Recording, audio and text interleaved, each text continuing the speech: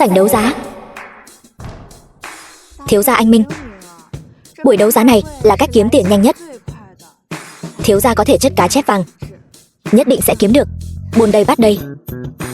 Đồ đại ngốc, ngay lập tức sẽ khiến anh thua sạch bách, bị đuổi khỏi Hoác gia. Đại thiếu gia, nếu bây giờ anh hối hận muốn đi, vẫn còn kịp. Cô coi thường ai vậy? Hôm nay bổn thiếu gia ít nhất phải kiếm được một mục tiêu nhỏ. Đại thiếu gia hào khí. Được rồi, bổn thiếu gia bây giờ cần được cổ vũ.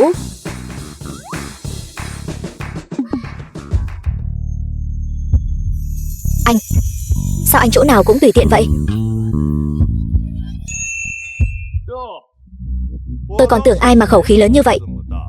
Tại buổi đấu giá từ thị của ta kiếm được một mục tiêu nhỏ, thì ra là Hoác đại thiếu gia.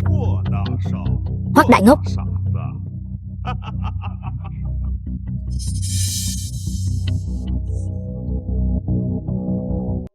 Hoác đại thiếu gia, gọi anh là đại ngốc không vui sao? Tôi ở đây có kẹo mút ngon, anh có muốn ăn không? Chỉ cần anh quỳ xuống dập đầu cho tôi một cái, tôi sẽ cho anh ăn.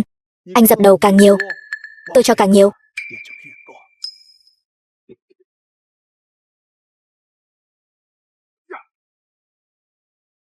Hoác đại ngốc, tôi cho anh thể diện rồi, anh dám đánh tôi? Cún ngoan không cản đường. Huống chi anh lấy kẹo mút kém chất lượng lừa gạt bổn thiếu gia. Bổn thiếu gia không đánh anh thì đánh ai đây? Anh. Đại ngốc, tôi phế anh. Làm gì? Giờ đánh anh càng hợp tình hợp lý hơn. Anh. Đại ngốc, đánh anh thì sao? Nếu anh không nghe lời, tôi còn phải dạy dỗ anh. Anh. Từ Tử Kỳ, em gái Từ Văn Hạo. Dừng tay. Bảo vệ.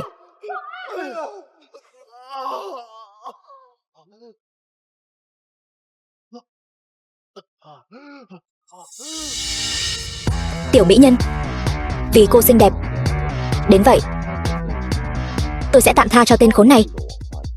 Anh, Hoác Vô Song, anh đánh tôi ra nông nỗi này, hôm nay tôi sẽ không bỏ qua cho anh. Anh còn chưa chịu thôi sao? Hai người các người còn đứng ngây ra đó làm gì? Xử lý hắn thành thịt vụn cho tôi, ném xuống sông cho cá ăn.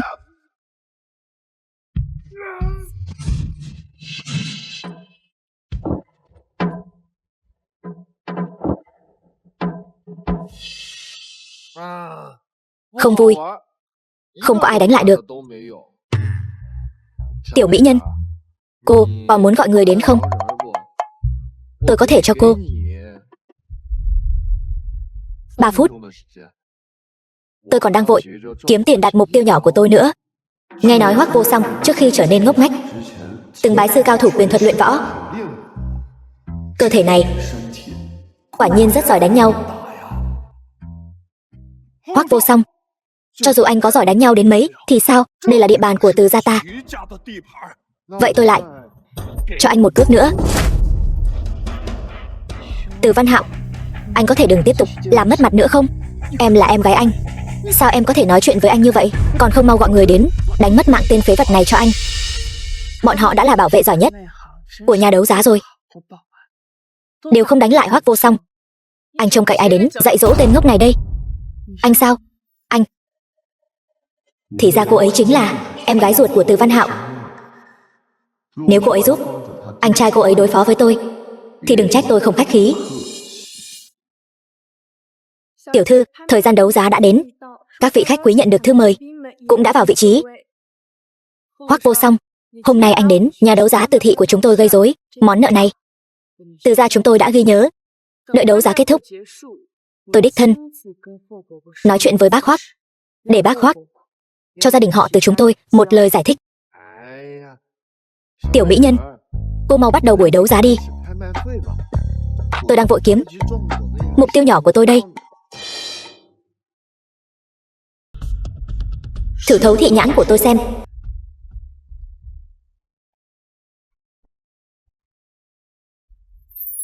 Bên trong ẩn chứa càn khôn, trong tranh có tranh.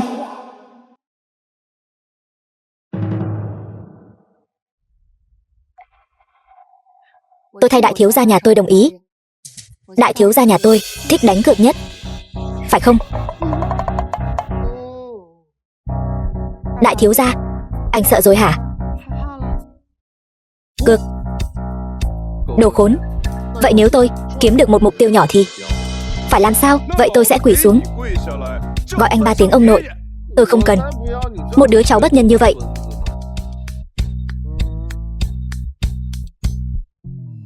Tôi muốn cô ta làm người hầu của tôi trong 1 tuần. Được. Chư vị có mặt ở đây, xin hãy giúp tôi làm chứng. Nếu tên đại ngốc này mà dám nuốt lời, lão tử sẽ lấy lưỡi hắn ra. Cái lưỡi này của hắn nói lời không giữ lời, giữ lại cũng vô dụng. Từ thiếu, tôi nguyện ý giúp cậu làm chứng. Tôi cũng nguyện ý làm chứng. Còn có tôi nữa. Đại ngốc, thật sự không biết tự lượng sức mình. Hy vọng cái thấu thị nhãn phiên bản thấp cấp này nhìn thấy không phải là ảo giác. Cô hôm nay mặc nội y màu tím hả? Sao anh biết? Anh có phải là đã lén nhìn tôi thay đồ không? Đồ lưu manh. Tôi không rảnh rỗi đến thế.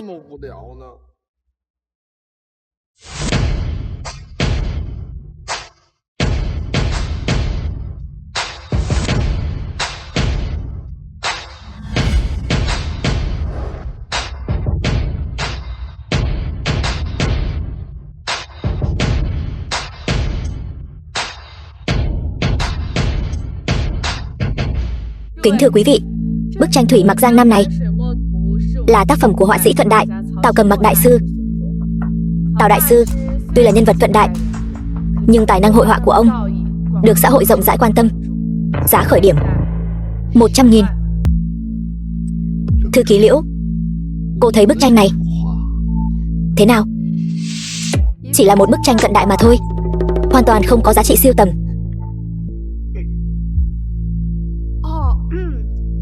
Cái đó, Tào đại sư là họa sĩ nổi tiếng thời cận đại. Tranh của ông ấy có tiềm năng tăng giá rất lớn. Bức tranh này tôi muốn mua.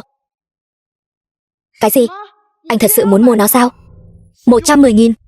Tờ giấy này lớn như vậy, gấp thành máy bay giấy, chắc chắn bay được rất xa đó. Tôi quên mất, tại hiện trường thật sự có một tên ngốc. Từ tiểu thư, mau bán bức tranh này cho Hoắc đại thiếu gia đi, sau đó trực tiếp đấu giá khối ngọc tỷ này đi. Còn ai ra giá nữa không? 110.000 lần 1. Tôi ra 300.000. Thứ Hoắc đại thiếu gia để mắt tới chắc chắn không phải vật tầm thường. Tôi nhất định phải theo một tay. Dám tranh với tôi? Thư ký Liễu, cô nói xem tôi nên theo hay không theo? Đồ đại ngốc. Người này rõ ràng là cùng phe với Tử thiếu, cố ý đẩy giá lên.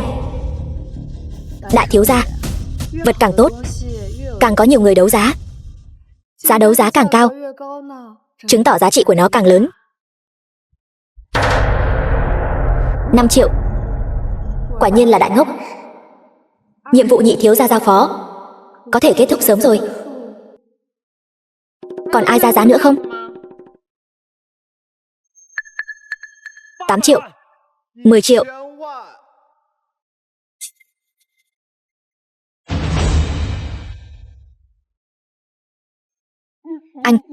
Anh muốn làm gì? Hôm nay tôi chỉ mang theo từng này tiền thôi. Nếu anh còn tranh giành với tôi nữa, bức giấy rách này sẽ tặng cho anh. Danh tiếng ngốc nghếch của Hoắc đại thiếu gia quả nhiên không phải hư truyền, ngốc đến mức siêu phàm thoát tục. Một bức tranh có giá trị gần 100.000 thời cận đại, ra 10 triệu. Trong lịch sử của Vân Thành, anh là người đầu tiên đó. Gia tộc họ Hoắc sản nghiệp lớn, 10 triệu thì cũng chẳng là gì. Chỉ là không biết sau khi gia chủ nhà họ Hoắc biết được, có tức đến hộc máu không đây. 10 triệu lần 1. 10 triệu lần 2.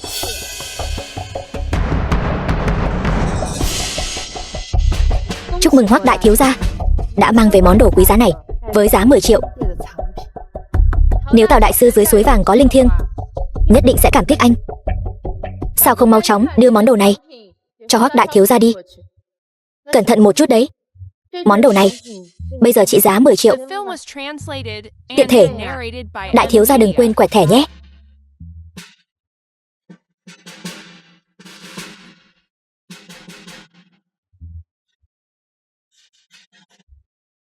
Hoắc Vô Song lát nữa quỳ xuống dập đầu gọi ông nội thì phải dập cho vang. Gọi ông nội to tiếng một chút. Nếu không, đại sảnh đấu giá này thật sự quá lớn. Tôi sợ các vị khách nghe không rõ.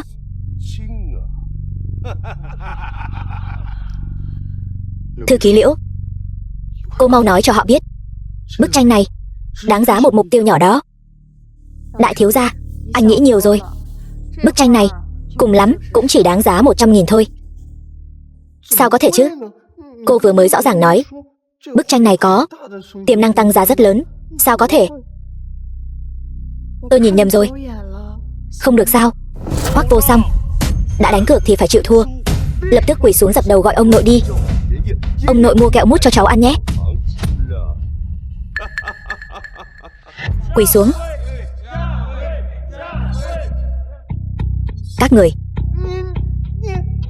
Các người đều là kẻ xấu.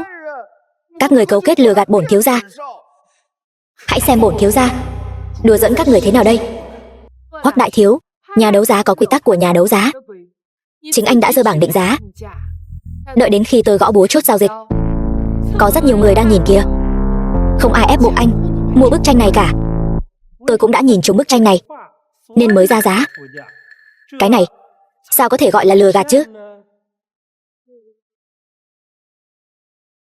Vậy bây giờ tôi trả nó lại cho anh. Anh đưa tôi 10 triệu. Không, xin lỗi nhé, Hoắc đại thiếu. Bây giờ tôi không còn hứng thú nữa. Hoắc đại thiếu, đây là cảm thấy bị lừa rồi sao? Thế thì cũng vô ích thôi. Giao kèo cá cược cũng đã lập, tiền cũng đã trả.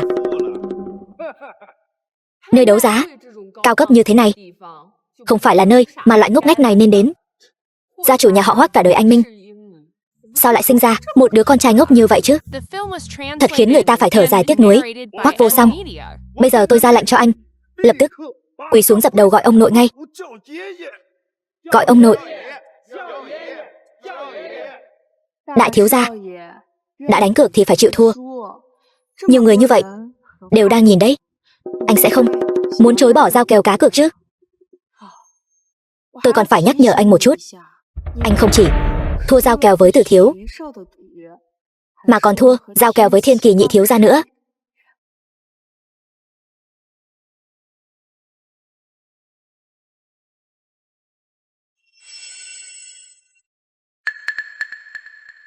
Màn kịch hay bắt đầu rồi. Trực giác của tôi sẽ không sai.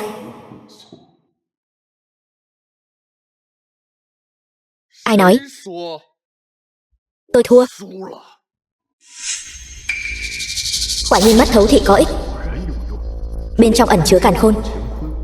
Chẳng lẽ đây là siêu năng lực mà sự tái sinh ban tặng sao? Đây là cái gì vậy? Cái này hình như cũng là một bức tranh. Thư ký Liễu, cô giúp tôi xem thử. Bức họa này có đáng giá một mục tiêu nhỏ không? Thôi không đưa cho cô nữa. Dù sao cô cũng chỉ được cái mã, chẳng có ích gì. Vừa nãy cô đã nhìn nhầm rồi. Đây chỉ là một bức tranh rách nát không đáng tiền. Bên trong có thể thêm thứ gì đáng giá chứ? Chẳng qua chỉ là một tờ giấy bỏ đi mà thôi. Hoắc đại thiếu gia, tôi ra 5 triệu tệ. Anh bán bức tranh này cho tôi thì sao? Như vậy anh còn có thể bớt lỗ một chút. 5 triệu tệ. Tử Kỳ, bức tranh này rốt cuộc có gì mờ ám? Nếu em không nhìn nhầm thì đây hẳn là tác phẩm chân thực của bậc thầy thư họa Vương Thái Lai thời Tấn. Giá trị, tôi ra 10 triệu tệ. Tôi ra 15 triệu tệ.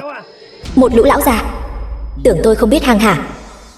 15 triệu tệ mà muốn mua chân tích của Vương Thái Lai của tôi sao? Hoắc Vô Song, anh vừa nãy đã xé nát bức tranh mà anh mua rồi. Bây giờ bức tranh trong tay anh thuộc về sàn đấu giá từ thị chúng tôi. Tôi ra lệnh cho anh lập tức giao nó cho tôi. Đồ vô liêm sỉ, nhìn gì mà nhìn. Anh ta tự mình mua bức tranh đó rồi xé nát bức cổ họa này. Lẽ ra phải thuộc về hội đấu giá từ thị chúng tôi. Anh lại đây, anh lại đây. Tôi sẽ đưa bức tranh cho anh.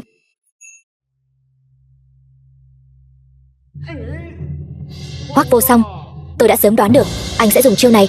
Tôi đã có sự phòng bị từ trước. Một cây kẹo mút thật lớn. Tôi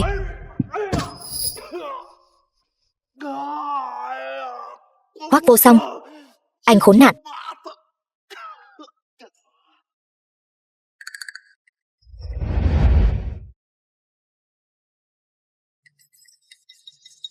Chắc chắn rất đau phải không?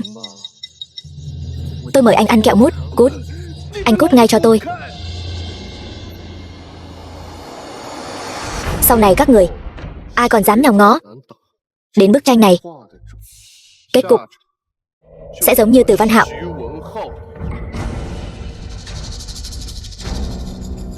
Hoắc Vô Song,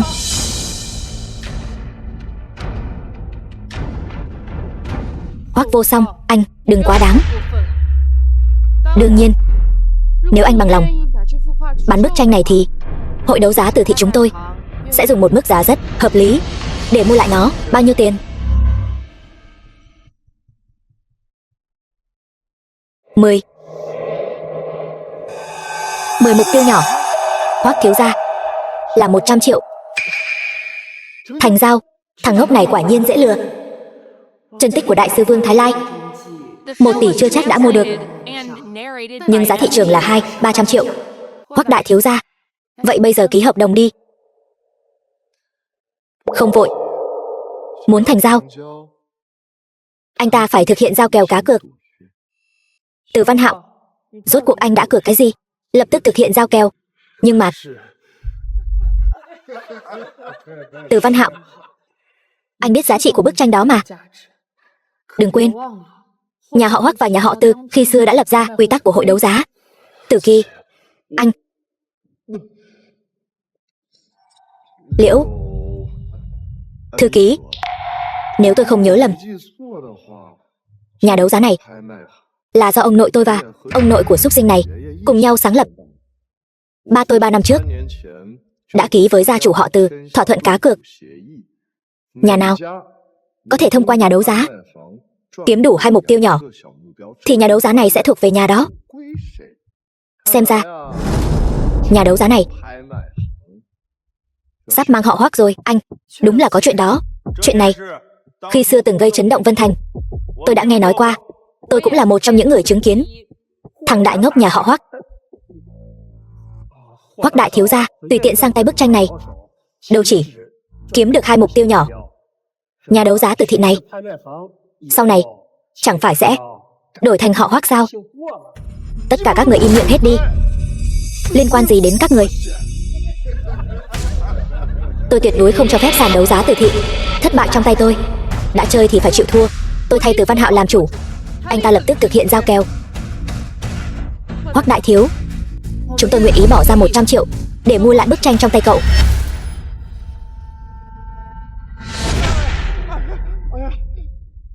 Mau nói cho tiểu mỹ nhân biết anh đã thua tôi cái gì rồi.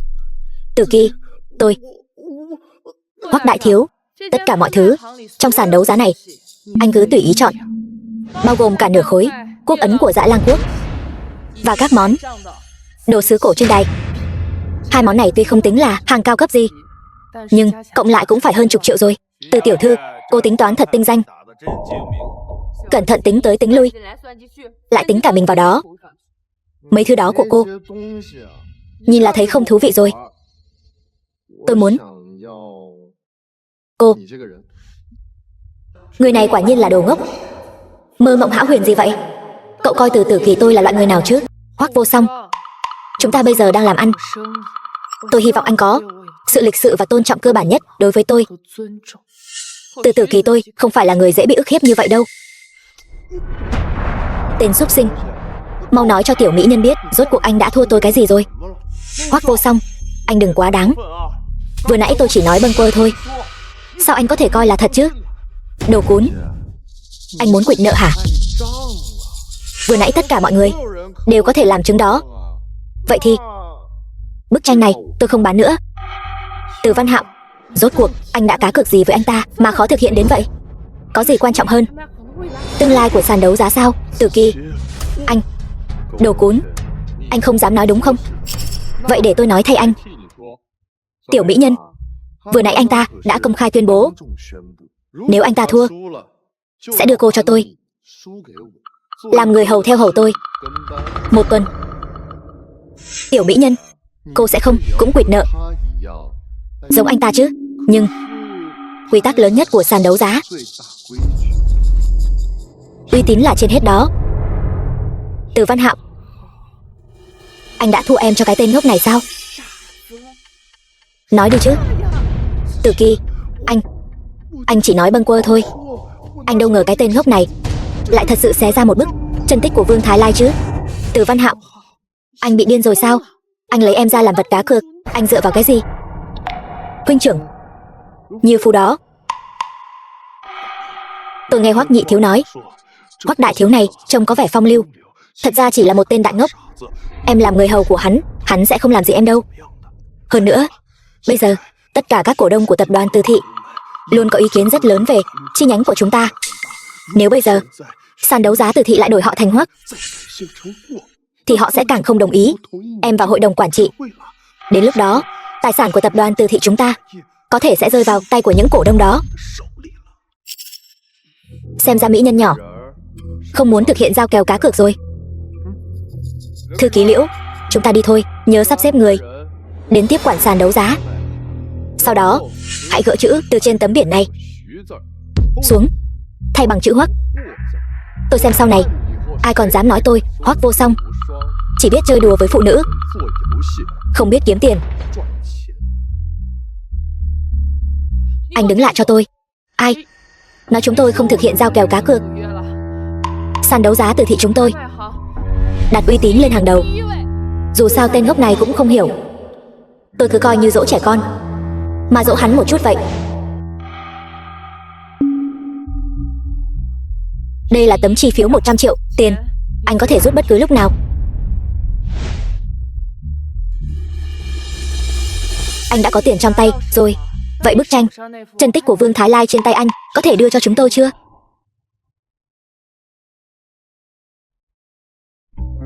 Mỹ nhân nhỏ, về nhà với tôi làm người hầu đi. Hãy phục vụ chủ nhân của cô thật tốt. 1 tuần sau tôi sẽ giao bức tranh này cho cô.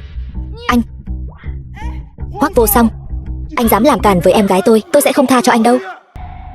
Hoắc Vô Song, tôi đã chơi trốn tìm với anh xong rồi. Bây giờ bức tranh này nên đưa cho tôi rồi chứ. Mỹ nhân nhỏ, cô đừng vội mà. Chúng ta đã nói là 1 tuần, mới có 1 ngày thôi mà. Không được, tôi là thiên kim nhà họ Từ, tôi đang tranh giành thân phận người thừa kế, không thể ở bên cạnh anh 7 ngày được. Công ty còn rất nhiều việc cần tôi xử lý. Hơn nữa, ở bên cạnh anh 7 ngày, danh tiếng của tôi sẽ bị hủy hoại hết. Tôi lấy gì mà đấu với họ chứ? Xem ra cô ấy cũng không dễ dàng gì. Đấu đá nội bộ gia tộc, bị chèn ép, thật đáng thương. Vậy được rồi, tôi sẽ để cô làm người hầu 1 ngày thôi.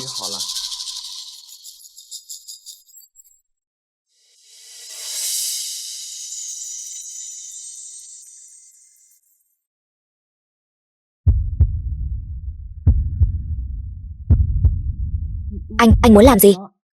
Tôi đã đồng ý để cô chỉ làm người hầu 1 ngày thôi. Vậy cô có phải cũng nên cống hiến thêm một chút không? Bây giờ tôi muốn cô hôn tôi một cái. Nếu cô không muốn thì cũng không sao cả. Dù sao thì tôi chưa bao giờ thích ép buộc người khác làm những việc họ không thích, đặc biệt là những người xinh đẹp như cô. Nhưng bức tranh này thì không thể đưa cho cô được. Tấm chi phiếu tôi sẽ trả lại cho cô. Anh phải làm sao đây? Anh ta hình như muốn làm thật. Tôi buồn ngủ rồi. Nếu cô không hôn tôi thì tôi sẽ đi ngủ chưa đây? Đợi khi tôi ngủ dậy, tôi sẽ phải sắp xếp người đến tiếp quản nhà đấu giá. Đến lúc đó Ba của cô và các cổ đông của tập đoàn Từ Thị chắc chắn sẽ rất không vui.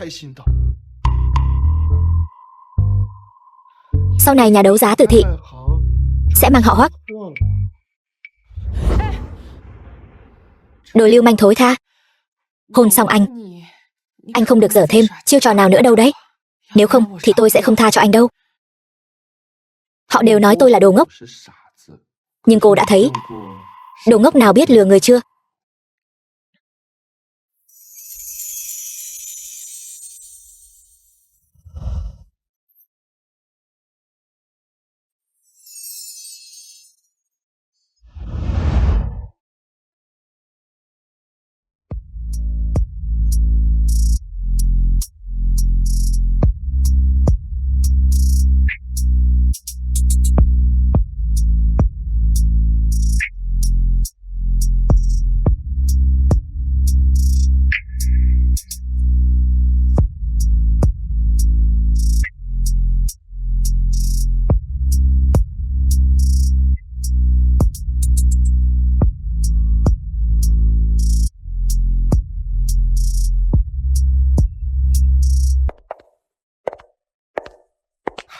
Tử Kỳ. Bác Hoắc. Dì Tô. Tử Kỳ. Sao con lại ở đây vậy? Con. Hoắc Vô Song. Anh đã làm gì Tử Kỳ? Đương nhiên là chơi trò chơi mà tôi thích nhất đó. Lần sau nếu còn muốn trao đổi kỹ năng hôn môi thì nhớ tìm tôi. Hoắc Vô Song. Anh dám cưỡng hôn Tử Kỳ? Anh rõ ràng biết tôi thích cô ấy mà cậu thích cô ấy thì sao? Cô ấy có thích cậu đâu. Cậu đúng là cóc ghẻ. Muốn ăn thịt thiên nga. Cậu chỉ là không có sức hút bằng tôi thôi. Cậu.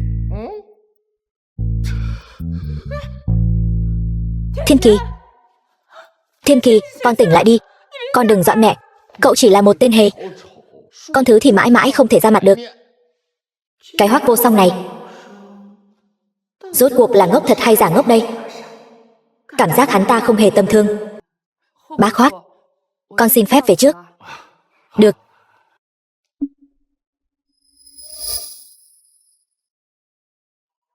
Vô Song, con phải giải thích cho ba một tiếng. Con chỉ là con sợ mỹ nhân nhỏ buồn. Con liền đem bức tranh đó bán cho cô ấy với giá 100 triệu rồi. Con vì một người phụ nữ mà làm bậy, lại dám đem bức chân tích trị giá 1 tỷ mà con lại bán đi chỉ với giá 100 triệu. Ba, đây không phải làm bậy.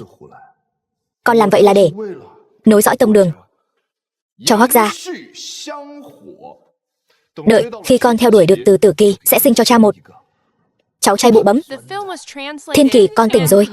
Con làm mẹ sợ quá. Điều này không thể nào. Thiên Kỳ.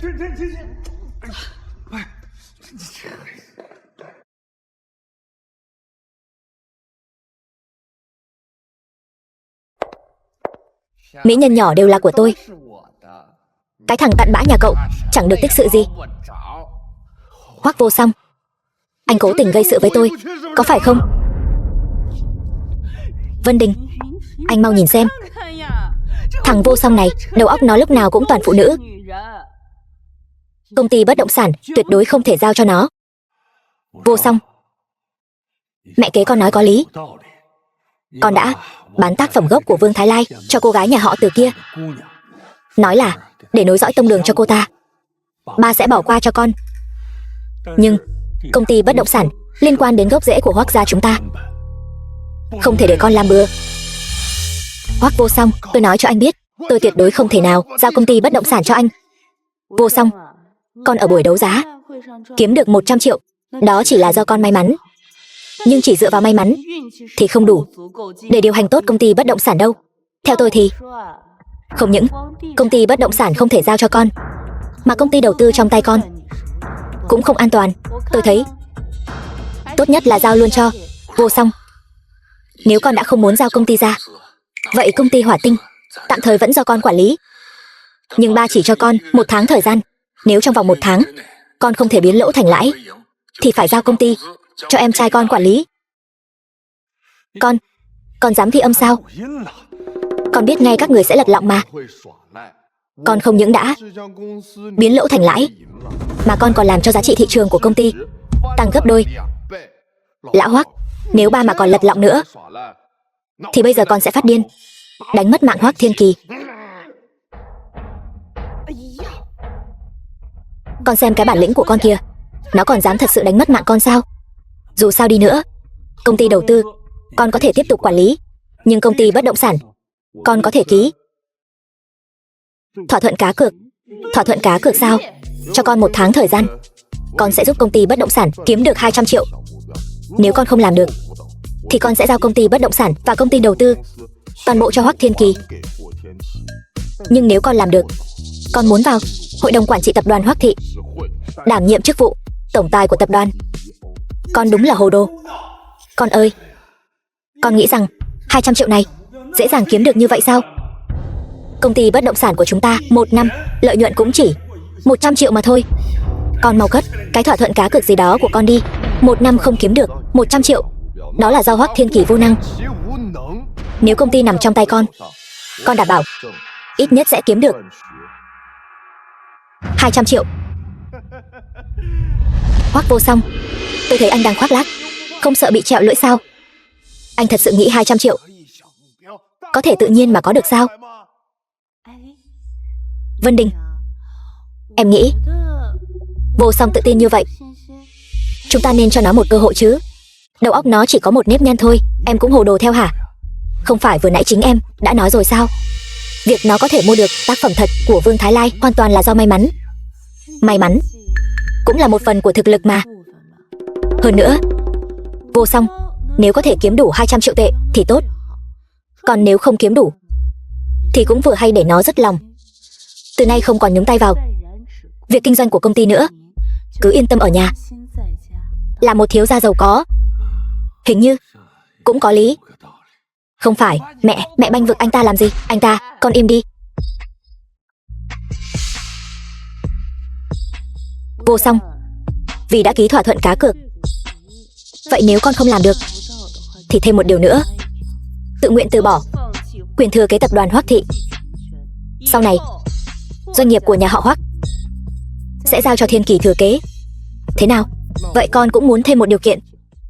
Nếu con thành công, mẹ phải giặt đồ lót cho con 1 tháng. Con, thằng ngốc này dám tính toán bà đây sao? Nhưng nó căn bản không thể kiếm được 200 triệu tệ. Hỗn xược. Trong nhà chúng ta có rất nhiều bảo mẫu, cô ấy là mẹ kế của con, sao con có thể để mẹ kế giặt đồ lót cho con chứ? Anh dám có ý đồ với mẹ tôi liều mạng với anh. Thiên Kỳ, Vân Đình, em nghĩ Vô Song chắc chắn là vì hồi nhỏ mẹ đã không còn quá nhớ mẹ, nên mới muốn em giặt đồ lót cho nó. Tuy em là mẹ kế, nhưng nếu có thể chăm sóc được tâm hồn của đứa trẻ thì cũng là điều nên làm mà. Vô Song, chỉ cần con trong vòng 1 tháng kiếm đủ 200 triệu tệ, mẹ kế sẽ đồng ý điều kiện của con. Nhưng con cũng phải tuân thủ lời hứa của mình. Từ nay về sau từ bỏ quyền thừa kế tập đoàn Hoắc Thị. Tập đoàn Hoắc Thị sẽ giao cho Thiên Kỳ quản lý. Nhất ngôn vi định, ai chơi quỵt, người đó là cún.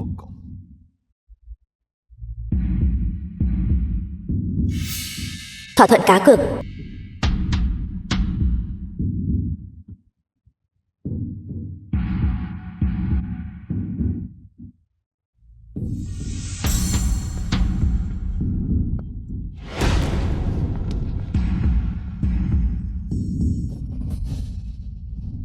Đại thiếu gia, cái yên tâm.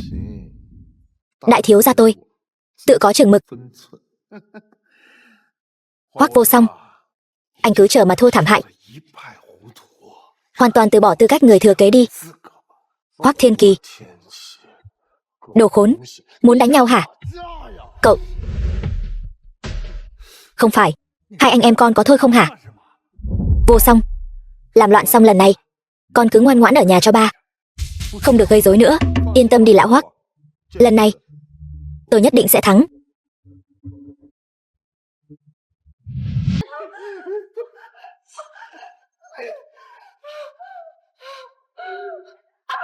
Tiện nhân, hôm nay tôi nhất định phải có được cô.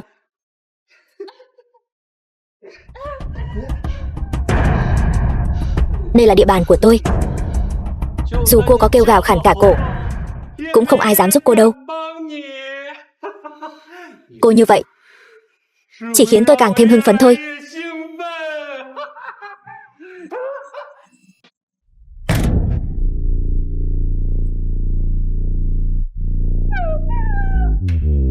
Nữ nhân viên của công ty chúng tôi chỉ có thể chơi trò chơi với tôi thôi.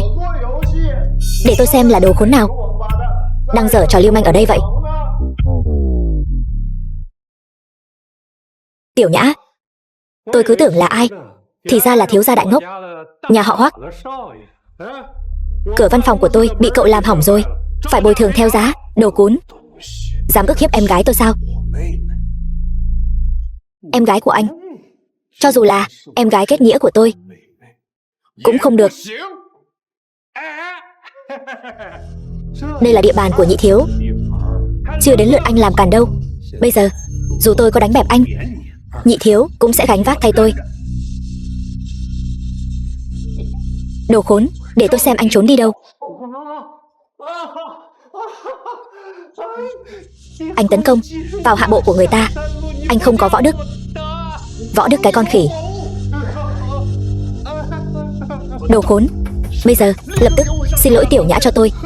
Tôi đường đường là phó tổng của công ty, anh lại bắt tôi xin lỗi một tiện nhân nhỏ bé. Đầu óc anh bị kẹp vào cửa rồi hả? Để tôi xem anh có thể cứng miệng đến bao giờ. Tất cả dừng tay.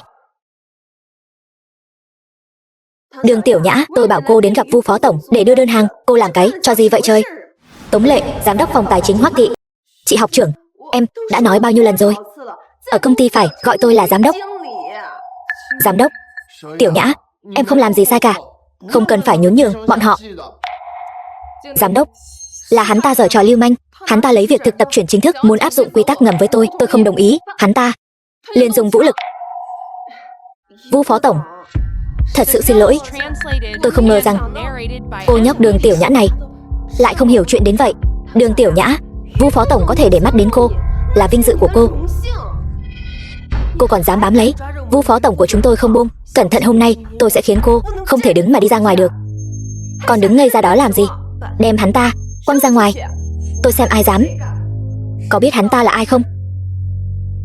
Không cần nói nhảm với bọn họ. Cái đồ xấu xí này và cái tên cẩu phó tổng này chính là cấu kết với nhau, hợp sức lại, muốn áp dụng quy tắc ngầm với Tiểu Nhã. Bọn họ đều không phải cái thứ tốt đẹp gì cả. Anh dám nói tôi là đồ xấu xí? Các người còn đứng ngây ra đó làm gì? Trừng trị hắn ta thật nặng cho tôi.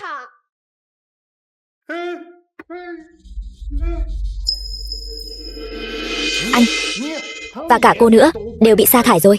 Bây giờ lập tức thu dọn đồ đạc, cút ngay cho tôi. Hoắc thị không nuôi kẻ vong ơn bội nghĩa và đồ xấu xí. Anh tưởng rằng anh là ai chứ? Anh chẳng qua chỉ là một tên trợ thủ ngốc nghếch mà tiện nhân nhỏ bé Đường Tiểu Nhã này tìm đến thôi. Còn dám ở đây nói năng sằng bậy. Tôi thấy anh là không muốn làm việc ở đây nữa rồi phải không? Tôi nói cho cô biết, cô bây giờ khiến tên ngốc này quỳ xuống xin lỗi tôi và Vu phó tổng một tiếng, tôi vẫn có thể thay cô cầu xin để cô tiếp tục ở lại đây. Mẹ cô bị bệnh nhập viện, chắc phải tốn không ít tiền nhỉ. Giám đốc Tống, hắn ta quả thực có tư cách sa thải cô. Vu phó tổng, anh đang đùa gì vậy? Hắn ta chẳng qua chỉ là tên trợ thủ ngốc nghếch mà Đường Tiểu Nhã tìm đến thôi. Có quyền gì mà sa thải tôi chứ? Tôi là giám đốc tài chính của công ty, là lãnh đạo cấp trung của công ty.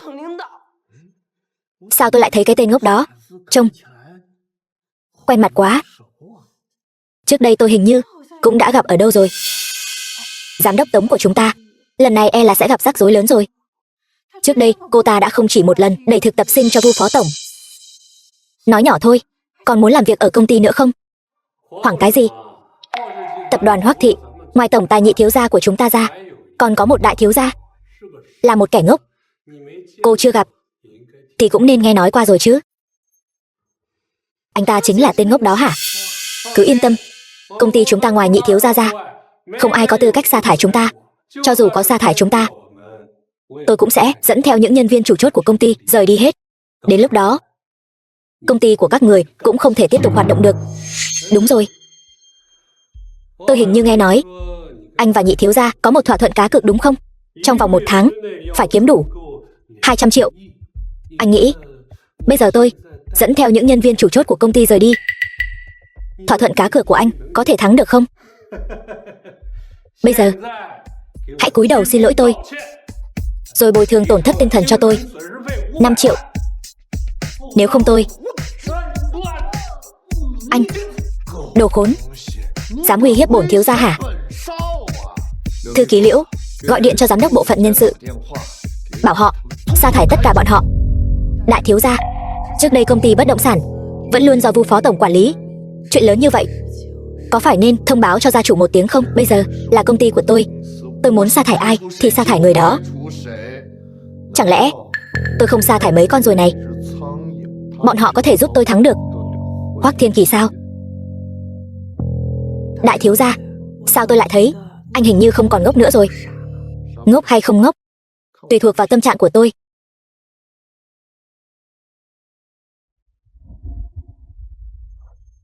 Anh dám sa thải tôi sao? Tôi muốn nộp đơn khiếu nại lao động. Tôi muốn khiến anh thân bại danh liệt. Cô nghĩ cô thắng kiện tập đoàn Hoắc Thị sao? Cô bị tình nghi vi phạm quy tắc ngầm nơi công sở. Tôi đã báo án cho đội chấp pháp rồi. Có gì thì lát nữa hãy nói với đội chấp pháp. Tôi không có. Cô nói bậy bạ. Cô không có bằng chứng. Đúng vậy, cô căn bản không có bằng chứng. Những người cung cấp bằng chứng sẽ được thăng chức tăng lương, cộng thêm một khoản tiền thưởng 100.000 tệ. 100.000 có thể bằng lương 1 năm của tôi rồi. Tôi có thể làm chứng. Tôi đã sớm thấy Tống Lệ trướng mắt rồi. Tôi cũng có thể làm chứng. Còn tôi nữa. Các người.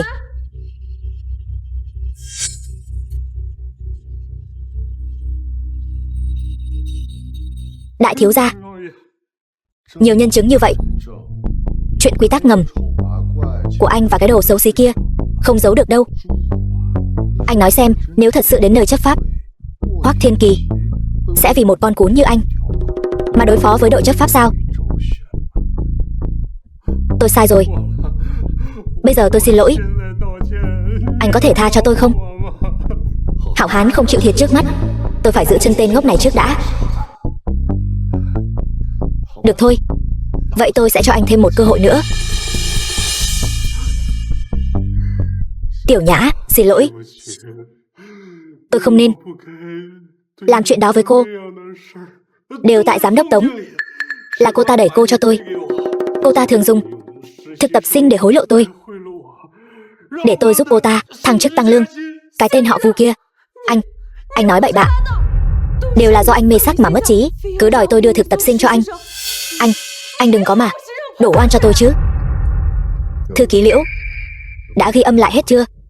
Đã ghi âm lại rồi. Đã gửi cho đội chấp pháp làm bằng chứng. Hoắc Vô Song, anh dám đùa dẫn tôi sao? Có muốn không bị sa thải không? Có muốn thăng chức tăng lương không?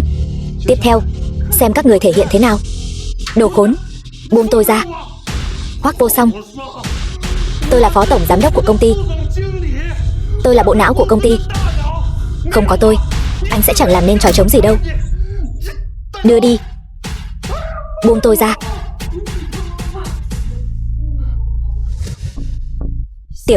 Tiểu Nhã, học tỷ biết lỗi rồi.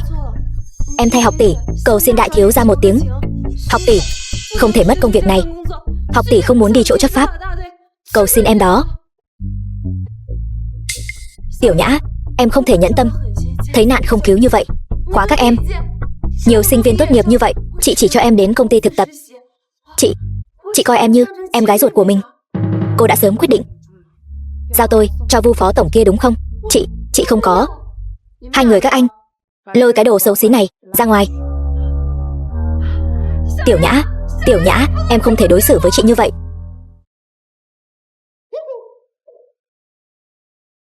Văn phòng tổng tài, cảm ơn anh vừa nãy đã cứu tôi.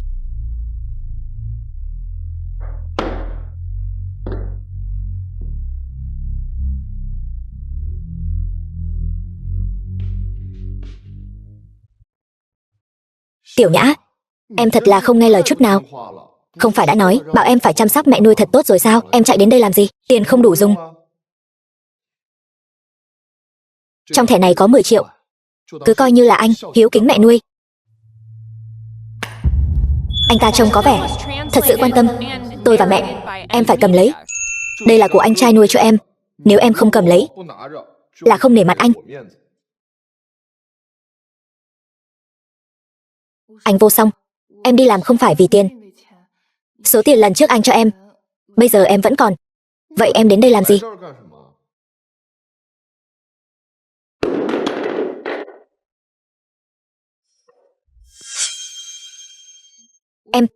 Em muốn nhân cơ hội tiếp cận Hoắc Thiên Kỳ, báo thù cho anh trai em.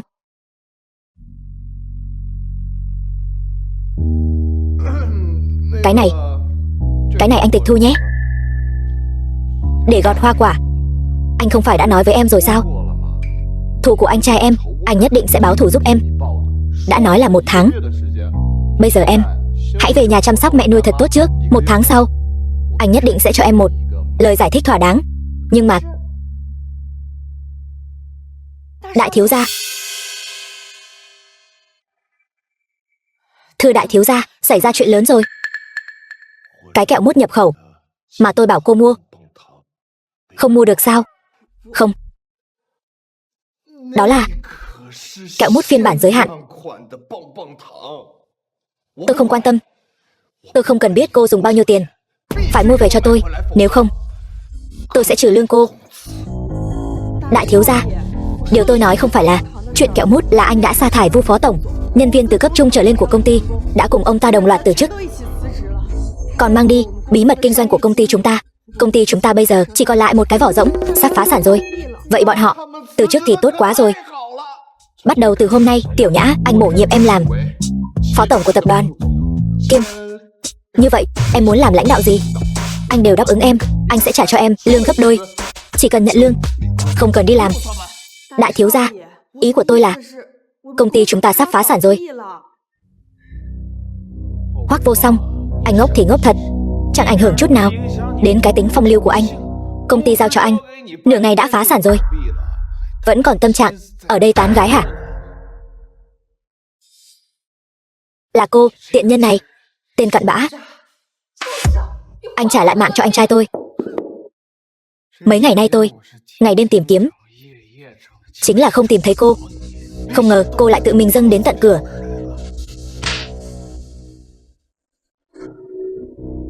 Hoắc Vô Song, anh vì một tiện nhân mà đánh tôi.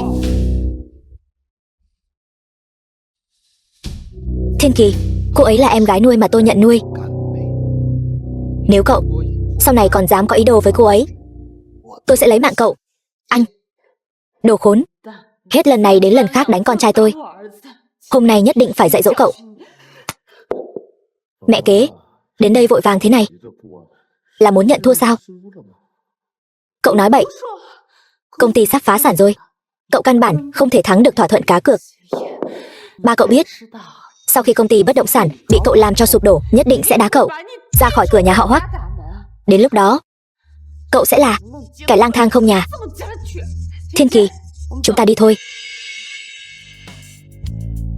Đợi đến khi cậu ta trở thành kẻ lang thang không nhà, những ấm ức mà con hôm nay phải chịu ở đây, sau này sẽ đòi lại gấp đôi.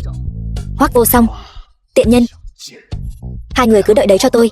Công ty bất động sản Hoắc thị vốn dĩ là muốn khuyên cái tên ngốc đó sớm nhận thua, không ngờ cái tên ngốc đó không nghe lời. Không thể để đêm dài lắm mộng nữa, phải nhanh chóng cho cái tên ngốc đó kết thúc. Thiên Kỳ, con bây giờ hãy gọi cho các nhà cung cấp hợp tác với công ty, cắt đứt tất cả hợp tác với công ty bất động sản. Rồi bên ngân hàng, con cũng thông báo một tiếng thu hồi tất cả các khoản vay trước thời hạn. Không phải, mẹ làm như vậy. Cái này, công ty bất động sản này thật sự sẽ phá sản mất. Công ty bất động sản phá sản để Hoắc Vân Đình hạ quyết tâm giao tập đoàn Hoắc thị cho con. Con có món hời nào hơn thế này sao? Sau chuyện này, Hoắc Vân Đình sẽ không còn tin tưởng cái tên ngốc đó nữa. Đến lúc đó, Hoắc gia sẽ là của hai mẹ con chúng ta. Được, con sẽ gọi điện cho họ ngay. Mảnh đất ven biển này, vị trí không tồi, có thể phát triển khu nghỉ dưỡng. Theo lý mà nói, nên có tiềm năng tăng giá nhất định. Nhưng mà tôi lại nhìn thấy nó bị bao phủ bởi màn sương đen, hoàn toàn không có giá trị phát triển. Đại thiếu gia, đại thiếu gia ơi, không hay rồi, tôi không phải bảo cô đưa Tiểu Nhã về nhà sao? Sao cô lại quay về rồi? Chuyện khẩn cấp, tôi đã gọi taxi cho Tiểu Nhã về nhà rồi. Đại thiếu gia, các nhà cung cấp lớn của công ty đột nhiên chấm dứt hợp tác với chúng ta. Ngân hàng còn gửi đến thông báo thu hồi sớm khoản vay dự án phát triển mảnh đất vàng số 3 ven biển. Cũng vì thế mà bị đình trệ. Công ty không chỉ sắp phá sản mà còn có thể phải đối mặt với khoản nợ khổng lồ. Hoảng loạn gì chứ? Điều tiền từ trụ sở chính của tập đoàn Hoắc Thị đến để bù đắp lỗ hổng không phải là được rồi sao? Kể từ lần các tài liệu mật hàng đầu của tập đoàn trong phòng làm việc của gia chủ bị mất, tài chính của trụ sở chính đã rất eo hẹp rồi, hoàn toàn không có tiền dư để bù đắp lỗ hổng. Thiếu gia, hay là anh vẫn nên trả lại công ty cho nhị thiếu gia đi. Bên nhà cung cấp đều là mối quan hệ của nhị thiếu gia, chỉ cần họ chịu khôi phục hợp tác, bên ngân hàng sẽ không đòi lại khoản vay trước thời hạn. Lập tức công bố tin tức ra ngoài. Tôi muốn bán đất. Công ty đúng là có vài mảnh đất chưa được phát triển, nhưng giá trị không cao, hoàn toàn không đủ để trả khoản vay ngân hàng. Mảnh đất giá trị nhất vẫn là mảnh đất vàng số 3 ven biển. Nhưng chúng ta khi phát triển giai đoạn đầu đã đầu tư rất nhiều chi phí. Trong tình hình hiện tại, nếu bán đi, người mua chắc chắn sẽ nhân cơ hội ép giá. Chúng ta hoàn toàn không thể bán được giá tốt. Hơn nữa, sau khi chúng ta bán mảnh đất này đi, lấy gì để phát triển? Cô đúng là ăn ít kẹo mút quá, nên đầu óc mới ngốc thế này. Công ty sắp phá sản rồi, còn cần mấy mảnh đất này làm gì chứ? Đợi ngân hàng thu hồi lại sao? Thà rằng sớm bán đất lấy tiền mặt, rồi sau đó đến lúc đó sẽ Đông Sơn tái khởi. Đến lúc có tiền sẽ dẫn cô thư ký xinh đẹp này bỏ trốn, còn có thể mua rất nhiều kẹo mút. Tôi cứ tưởng đại thiếu gia đã thông minh hơn rồi. Đúng là tôi đã nghĩ quá nhiều. Đại thiếu gia bỏ trốn, tại sao lại phải dẫn theo tôi? Chẳng lẽ anh thích tôi sao? Nếu tôi muốn bỏ trốn, chắc chắn phải mang theo rất nhiều kẹo mút chứ. Nếu cô không đi theo, ai sẽ giúp tôi mang kẹo mút đây? Tình trạng của thư ký Liễu này càng lúc càng không ổn. Cô ta đang làm lũng với tôi sao? Kế hoạch phát triển mảnh đất vàng số 3 ven biển phải bán đất càng sớm càng tốt. Tôi tin vào linh cảm và dị năng nhãn của mình, lập tức thông báo cho các gia tộc và tập đoàn mạnh nhất tại địa phương. Tôi muốn tổ chức một buổi đấu giá mảnh đất vàng ven biển tại nhà đấu giá Tử Thị. Đặc biệt phải thông báo cho Tống Vũ Trạch của nhà họ Tống. Đại thiếu gia, buổi đấu giá của nhà đấu giá Tử Thị không phải chúng ta muốn đấu giá là có thể đấu giá được đâu, cần phải đặt lịch trước 1 tháng. Cứ yên tâm đi, Từ Tử Kỳ nợ tôi một ân tình, cô ta không dám không đồng ý đâu. Đại thiếu gia là người có bản lĩnh nhất rồi.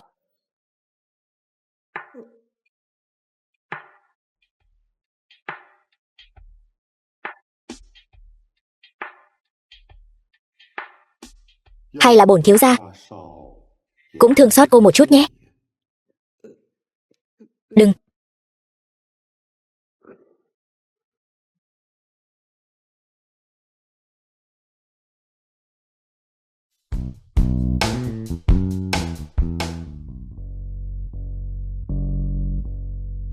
Sao tôi cảm thấy đôi khi anh ta không hề ngốc. Anh ta rốt cuộc là ngu ngốc hay đang giấu tai? Sàn đấu giá Tử Thị.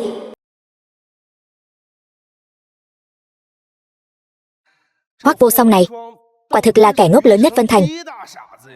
Công ty bất động sản khởi nghiệp của Hoắc Thị về tay anh ta chưa đến 2 ngày đã sắp phá sản rồi.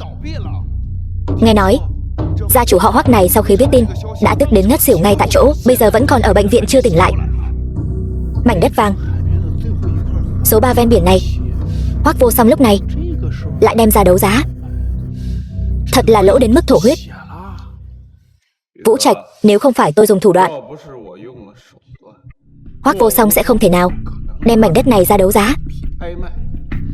Đừng trách tôi không nhắc nhở cậu nhé. Gia đình họ Tống các cậu cũng làm bất động sản. Mảnh đất vàng ven biển này có thể khiến ngành bất động sản của Tống gia một bước lên mây. Nhị thiếu, Tôi rất tò mò.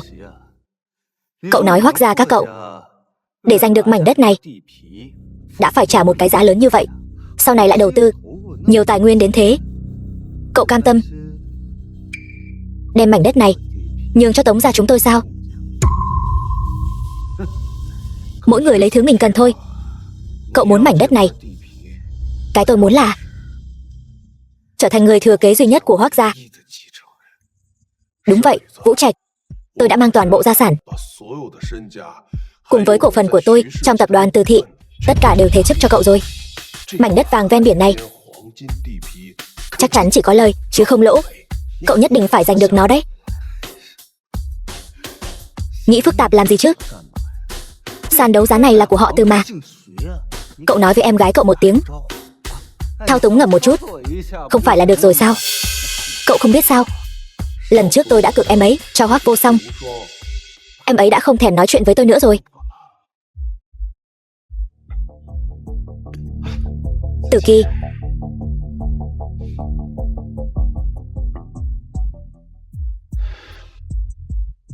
tất cả là tại cái tên Hoác Vô Song đại ngốc đó. Bây giờ Tử Kỳ cũng không thèm để ý đến tôi nữa. Khốn nạn.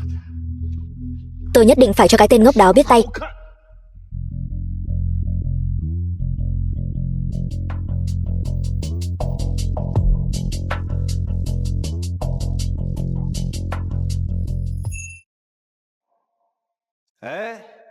Đồ đại ngốc. Tuy tôi và Nhị Thiếu là anh em, nhưng Tống gia chúng tôi và Hoác gia các anh trong ngành bất động sản là đối thủ của nhau. Cho nên tôi phải cảm ơn thiện ý này của đại thiếu gia, đem mảnh đất vàng ven biển này tặng cho Tống gia chúng tôi, để Tống gia chúng tôi có thể nhờ mảnh đất này một bước lên mây.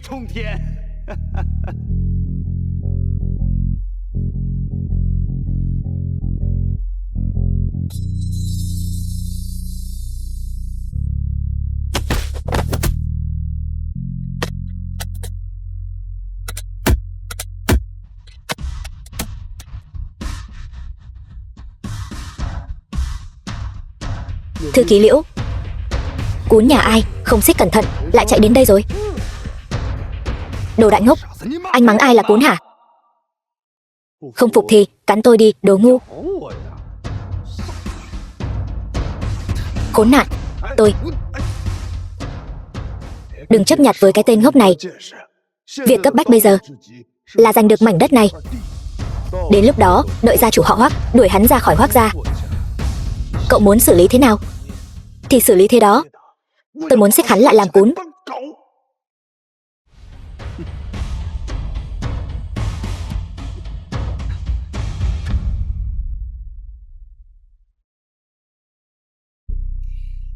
Hôm nay buổi đấu giá của Từ Thị chúng tôi nhận được ủy thác từ ông Hoác Vô Song, sẽ bắt đầu đấu giá mảnh đất số 3 ven biển của tập đoàn Hoác Thị.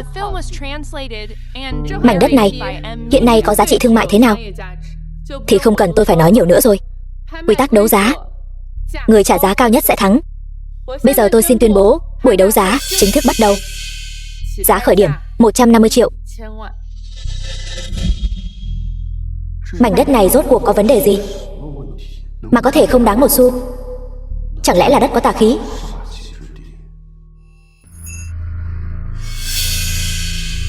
Kính thưa quý vị, tôi tin rằng quý vị đều đã biết rồi, tập đoàn Hoác Thị hiện đang đối mặt với khó khăn chưa từng có, sắp phá sản. Vì vậy, chúng ta hoàn toàn có thể nhân cơ hội này mua mảnh đất này với giá thấp, hoàn toàn không cần thiết phải đẩy giá ở đây. Vậy nên, quý vị, hôm nay hãy nể mặt Tống gia tôi một chút. Tống Vũ Trạch tôi nhất định sẽ ghi nhớ trong lòng, sau này nhất định sẽ báo đáp. Từ tiểu thư, hắn ta đang vi phạm quy định. Đại thiếu gia, nếu mảnh đất này không có ai đấu giá mà để Tống Vũ Trạch lấy đi với giá gốc thì chi phí chúng ta đã đầu tư ban đầu hoàn toàn không thể thu hồi lại được. Nếu gia chủ biết được, nhất định sẽ không tha thứ cho anh đâu. Tôi còn không vội. Cô vội cái gì chứ? Nhưng mà 150 triệu. Hoác Vô Song, hôm nay tôi sẽ cho anh thấy rõ thế nào là sức ảnh hưởng. Tôi thừa nhận, Hoác gia các người có sức ảnh hưởng ở Vân Thành, không thua kém Tống gia chúng tôi. Nhưng mà mọi người đều nể mặt Hoác gia, chứ không phải cái tên đại ngốc như anh. Tôi muốn xem thử cái tên đại ngốc như anh có thể kiêu ngạo đến bao giờ. Từ Kỳ, trực tiếp công bố kết quả đấu giá đi. Tống gia tôi đã có được mảnh đất này. 160 triệu. Anh, xin lỗi, Tống thiếu gia, giá trị của mảnh đất này là không thể đong đếm được. Không ai lại đi làm khó chuyện làm ăn cả, đúng không? 180 triệu.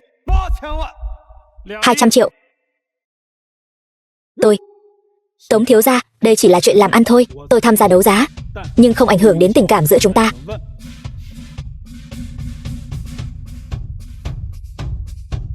$250 triệu. Tôi xem thử các người còn ai dám theo nữa. 300 triệu. 380 triệu.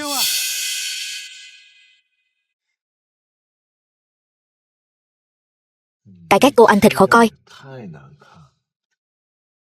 Cẩn thận, không có đàn ông nào thích cô đâu. 400 triệu. Những người này đều điên hết rồi sao? Mảnh đất này tuy đáng giá, nhưng cũng không đáng nhiều tiền đến thế chứ. 500 triệu.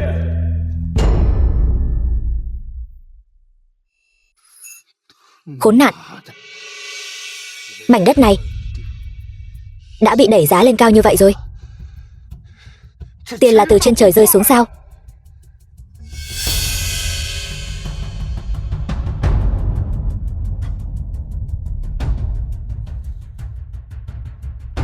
Từ tiểu thư, mau công bố kết quả đi. Con cuống cản đường tôi kia hình như không trả nổi giá nữa rồi. Cái đồ đại ngốc nhà anh mắng ai là cuốn đấy? Thư ký Liễu, cái tên cuốn nhà quê này tức giận rồi. Không sao đâu, đợi tôi bán được mảnh đất này rồi, tôi cũng sẽ mua một sợi dây để xích hắn lại. Đồ khốn. Tôi Vũ Trạch, đừng chấp nhặt với tên ngốc này. Việc cấp bách bây giờ là phải giành được mảnh đất này. Nếu cậu không ra tay nữa thì sẽ bị người khác mua mất đấy. Mảnh đất này bây giờ đã bị đẩy giá quá cao rồi, hoàn toàn vượt quá ngân sách của tôi. Nếu tôi còn nâng giá nữa. Ngồi đi. Vũ Trạch, không phải tôi nói cậu đâu. Tầm nhìn của cậu quá thiển cận rồi. Ban đầu, mảnh đất số 3 ven biển này, khi Hoác gia chúng tôi có được, ít nhất đã tốn trọn 200 triệu đấy. Cộng thêm giá trị tăng lên hiện tại, bản thân nó đã có giá trị quá cao rồi. Nếu không phải Hoác Vô Song, cái tên đại ngốc đó, làm sụp đổ ngành bất động sản của Hoác gia chúng tôi, thì cậu và đám người này căn bản không có tư cách đấu giá mảnh đất này đâu. Cậu biết không? Đúng vậy, Vũ Trạch. Mảnh đất vàng ven biển này là mảnh đất cuối cùng ở Vân Thành đấy. Gọi là đất kim cương cũng không quá lời. Đừng chần chừ nữa. 500 triệu lần một.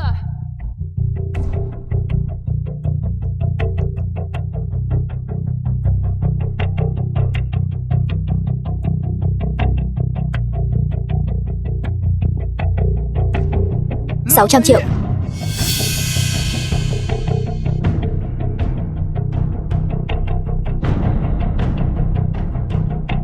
$800 triệu.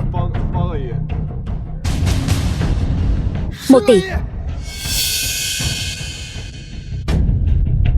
Chúc mừng Tống thiếu đã giành được mảnh đất số 3 ven biển của Hoắc thị.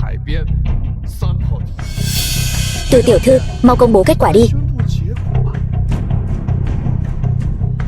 1 tỷ lần 1, lần 2, lần 3, chốt.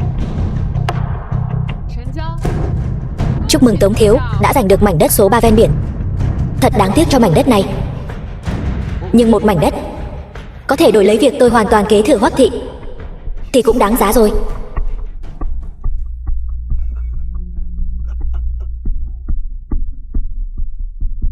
Ba, Hoắc Vô Song đã bán mảnh đất số 3 ven biển rồi. Con không thể ngăn cản được. Cái gì?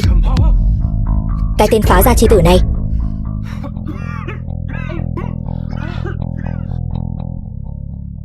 Vân Đình, huyết áp của anh vừa mới hạ xuống.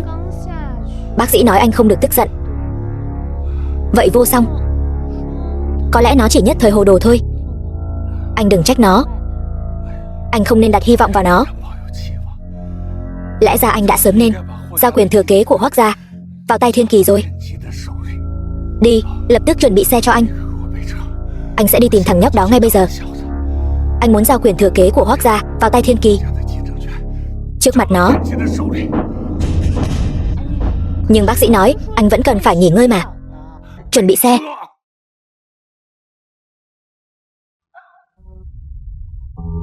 Hoác đại thiếu gia, tiền đã vào tài khoản rồi.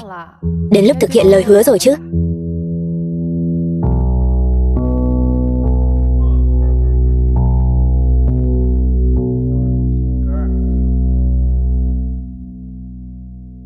Hoác Vô Song, Từ tiểu thư, giúp tôi sắp xếp một buổi đấu giá. Tôi muốn đấu giá mảnh đất số 3 ven biển. Nếu cô không đồng ý thì coi chừng ảnh hôn nhau của chúng ta bị lan truyền đấy. Hoác Vô Song, anh dám sao?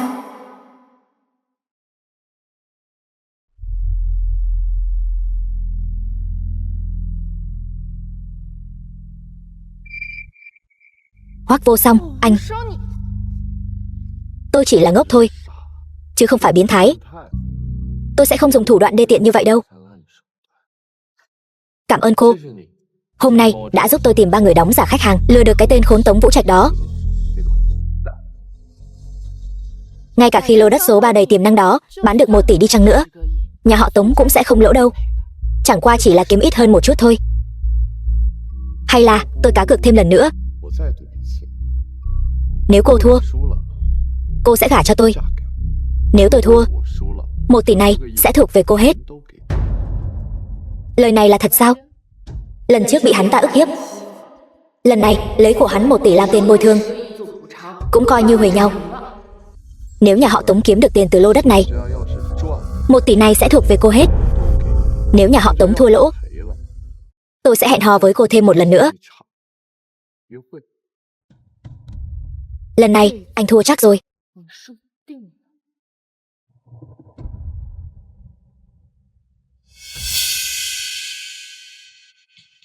Hoắc đại ngốc. Tiếp theo, nhà họ Tống chúng tôi sẽ dốc toàn lực để phát triển lô đất ven biển số 3 này. Tôi phải cảm ơn đại thiếu gia anh đã tặng cho nhà họ Tống chúng tôi một món quà tốt như vậy. Kế toán vàng của nhà họ Tống chúng tôi đã ước tính rồi. Lô đất này ít nhất cũng mang lại cho nhà họ Tống chúng tôi 300 triệu lợi nhuận dòng. Nhà họ Tống chúng tôi sẽ trở thành người đứng đầu trong giới bất động sản Vân Thành. Đừng vội mà, cứ để viên đạn bay thêm một lát nữa đi. Đồ nhà quê, đồ khốn, muốn mất mạng hả? Vũ Trạch, không cần cậu ra tay đâu. Đợi một lát nữa, lão gia, nhà chúng tôi sẽ đến. Đợi cái tên phế vật này bị đuổi ra khỏi cửa nhà họ Hoắc cũng chưa muộn. Tử Kỳ, cô là một người phụ nữ thông minh, hãy tránh xa cái tên ngốc này một chút, đừng để bị hắn ta lây bệnh.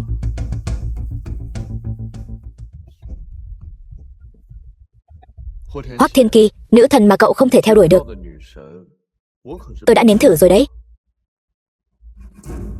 Ngọt lắm. Anh nói bậy. Tử Kỳ sao lại nhìn chúng cái tên đại ngốc như anh chứ? Hoắc Vô Song, thả em gái tôi ra. Anh quên rồi sao? Cô ấy là người mà anh đã cược thua tôi đó. Anh, tôi không nói nhiều với anh nữa. Đợi bác Hoắc đến sẽ đuổi anh ra khỏi nhà họ Hoắc, khiến anh sống không bằng súc vật. Tôi khuyên anh bây giờ mau quỳ xuống cầu xin tha thứ đi.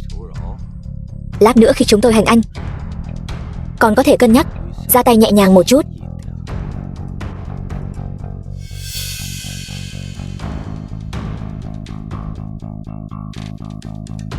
Màn kịch hay sắp bắt đầu rồi.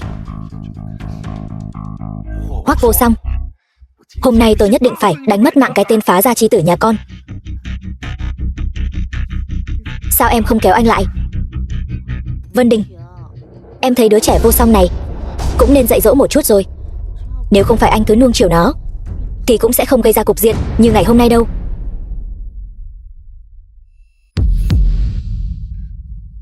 Ba dựa vào đâu mà đánh con? Thằng nhóc thối.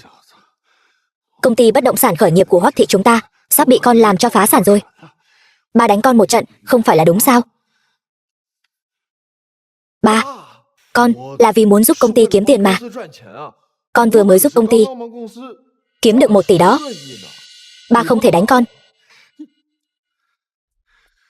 Lô đất vàng số 3 ven biển này, con có biết tiềm năng của nó cao đến mức nào không?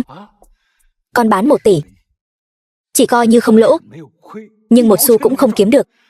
Hơn nữa, vì chuyện này sẽ khiến tập đoàn Hoắc thị chúng ta trở thành trò cười cho cả Vân Thành.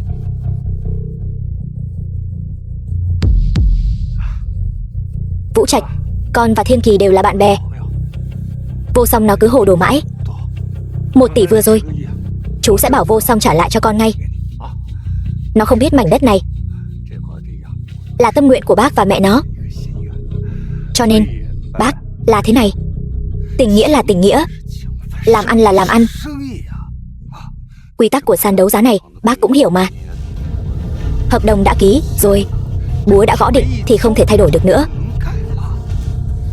Nhưng mà cái đó, bác nghe con nói, đến lúc đó, cái này, sau khi khu đất số 3 ven biển được phát triển xong, con sẽ mời bác đích thân đến Cát Băng khánh thành cho chúng con. Ba, tất cả là tại con bất tài, không thể trông chừng Vô Song. Con vừa ngăn anh ta đã định ra tay đánh con. Vân Đình, mảnh đất ven biển không còn nữa, nhưng Hoắc gia vẫn còn đó mà. Chúng ta vẫn còn cơ hội phát triển những mảnh đất khác. Bây giờ vấn đề cốt lõi là anh phải nhanh chóng chọn ra người thừa kế của tập đoàn. Anh biết đấy, vì Vô Song gây chuyện như vậy, các cổ đông lớn của chúng ta đều đang lo lắng không thôi, sợ nó cứ tiếp tục gây rối. Điều này không có lợi cho sự đoàn kết nội bộ của tập đoàn chúng ta. Gia chủ, đại thiếu gia chỉ là nhất thời lầm lỡ. Tất cả là tại tôi đã không phò tá đại thiếu gia tốt. Không trách đại thiếu gia được. Liễu Lôi, hãy xác định rõ thân phận và địa vị của cô. Ở đây không có phần cho cô nói. Anh có duyên với phụ nữ ghê nhỉ. Cô thư ký nhỏ này lại bảo vệ anh như vậy. Ghen rồi hả? Đồ vô liêm sỉ. Vô Song, con đã phạm sai lầm lớn như vậy. Ba không trách con, nhưng quyền thừa kế của Hoắc gia phải giao cho Thiên Kỳ. Kính thưa quý vị, bây giờ tôi xin tuyên bố trước mặt các quyền quý danh tiếng của Vân Thành ngay tại đây, tập đoàn Hoắc thị của chúng ta trong tương lai sẽ do ông cha hờ này cũng coi như còn chút lương tâm, không quên sản nghiệp Hoắc gia là do người vợ cả của ông ta cùng ông ta gây dựng nên. Nhưng bí ẩn về mảnh đất ven biển này cũng nên được hé lộ vào lúc này rồi. Mình sẽ không linh cảm sai chứ? Sẽ do... Alo ba. Ba cứ yên tâm, khu đất số 3 ven biển đã được con giành lấy rồi. Tống gia chúng ta sắp sửa đứng trên đỉnh cao của Vân Thành rồi. Ba cứ yên tâm đi. Tiền đã nộp rồi, hợp đồng cũng đã ký rồi. Nếu như bọn họ tự ý vi phạm hợp đồng, đến lúc đó họ phải bồi thường cho chúng ta 10 lần tiền phạt vi phạm hợp đồng. Cái gì? Mảnh đất có vấn đề? Theo xác nhận của đội ngũ chuyên gia hàng hải quốc tế tại vùng biển thuộc về khu đất số 3 ven biển Vân Thành đó đã phát hiện loài cá heo trắng quý hiếm, có nguy cơ tuyệt chủng. Sau khi các cơ quan có thẩm quyền nghiên cứu, khu đất số 3 ven biển sẽ được giữ nguyên hiện trạng, không tiến hành khai thác. Chuyện gì thế này? Tôi không nhìn nhầm chứ? Khu đất số 3 cũng không thể khai thác, giá trị thương mại chẳng phải đã về không rồi sao? Đúng vậy, chính phủ nhiều nhất cũng chỉ có thể mua lại với giá vốn đấu giá ban đầu. Ban đầu, Hoắc thị đã chi chưa đến 200 triệu. Tống thiếu gia chính là phải lỗ 800 triệu. 800 triệu, đúng vậy, gần như là toàn bộ số vốn của Tống gia. Bây giờ sẽ phải đối mặt với nguy cơ dòng tiền sụp đổ. Không thể nào. Thằng đại ngốc, anh đùa tôi sao? Ba nó còn ở đây mà. Tống Vũ Trạch, cậu lại dám chửi con trai tôi như vậy sao? Bác Hoắc, là thế này. Bác xem, hai nhà chúng ta là thế giao. Còn với Thiên Kỳ, lại là anh em tốt. Thế này, khu đất số 3 ven biển này, con trả lại cho Hoắc gia. Bác cứ để đại. Không phải, bác cứ để huynh đệ vô song. Trả lại 1 tỷ đó của con, cho con được không? Con sẽ mãi ghi nhớ ân tình của bác. Con ơi, tình nghĩa là tình nghĩa, làm ăn là làm ăn. Khi dự án của các con cắt băng khánh thành, bác sẽ không đến nhé. Tuổi đã cao rồi, không thích chen lấn. Bác Hoắc. Vô song, may mà con đã kịp thời bán đi mảnh đất này. Không chỉ tránh được tổn thất cho công ty, mà còn kiếm được một khoản. Đầu óc kinh doanh của con có chút giống ba. Bây giờ ba đã biết lợi ích của con trai trưởng rồi chứ? Có phải tốt hơn nhiều so với thằng hai kia không? Hoắc Thiên Kỳ chỉ được cái mã ngoài, vô dụng. Ngược lại, Vô Song không còn ngốc nữa, mà lại rất có đầu óc. Chẳng lẽ trước đây nó vẫn luôn giả ngốc giấu tai? Bác Hoắc, ba con nghe nói bác đã đến, muốn mời bác uống trà. Được, ta cũng vừa hay muốn gặp Từ gia chủ. Ba, con cũng đi. Xin lỗi, ba tôi chỉ mời một mình bác Hoắc. Các con đừng đi theo.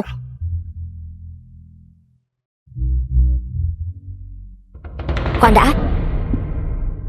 Hoắc Vô Song, anh không nghe thấy sao? Từ gia chủ chỉ mời một mình ba chúng ta. Tôi đâu phải đi gặp Từ gia chủ, tôi là đi gặp Từ tiểu thư.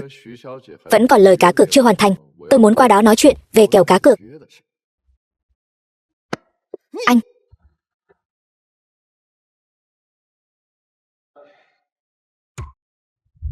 Các người làm gì vậy? Chẳng phải cậu nói mảnh đất này chắc chắn 100% sẽ kiếm được tiền sao?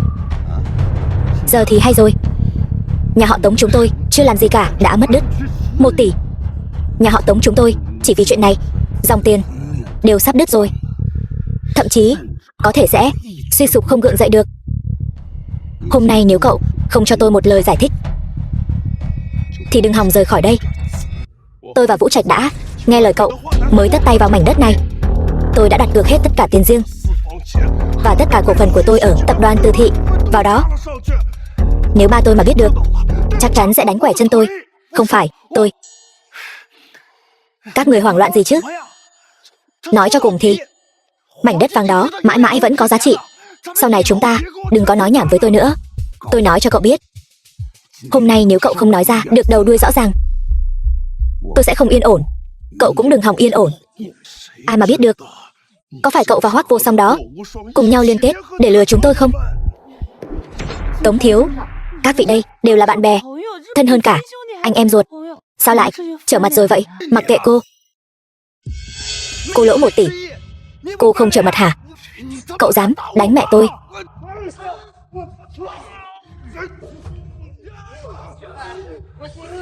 Cậu dám đánh mẹ tôi?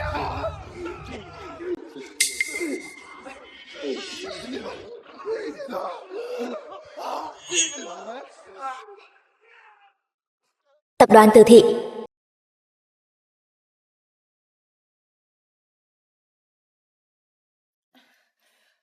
Anh muốn làm gì vậy? Đương nhiên là lấy lại phần thưởng chứ. Hoắc Vô Song, anh hãy nói cho tôi biết trước, có phải anh vẫn luôn giả ngốc không?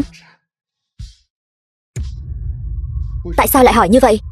Bên ngoài đều đồn rằng đại thiếu gia nhà họ Hoắc là một kẻ thiểu năng, trí thông minh chỉ bằng đứa trẻ 4 năm tuổi. Nhưng sau khi tôi tiếp xúc, tôi phát hiện anh không hề ngốc. Hơn nữa còn thông minh hơn bất kỳ ai. Vậy nên cô đã có hứng thú với tôi rồi.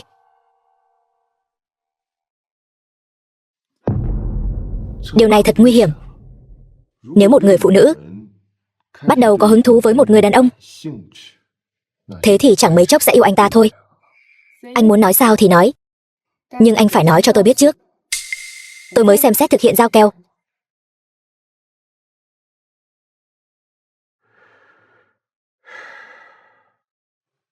Tôi thân là đích tử của nhà họ Hoắc, bị mẹ kế và em trai ruột hạ độc hãm hại.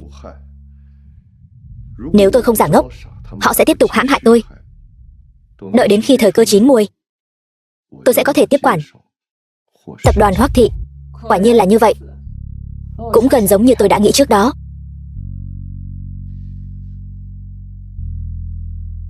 Tôi đã trả lời xong rồi. Có phải đã đến lúc thực hiện giao kèo rồi không?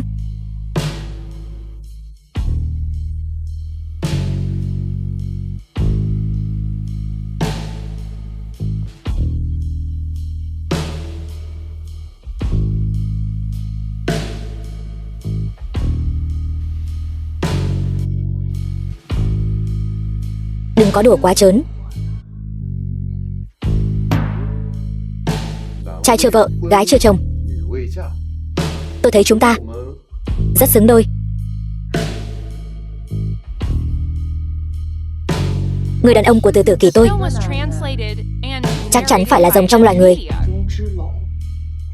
Hoắc đại thiếu gia không còn ngốc nữa, nhưng vẫn còn thiếu một chút.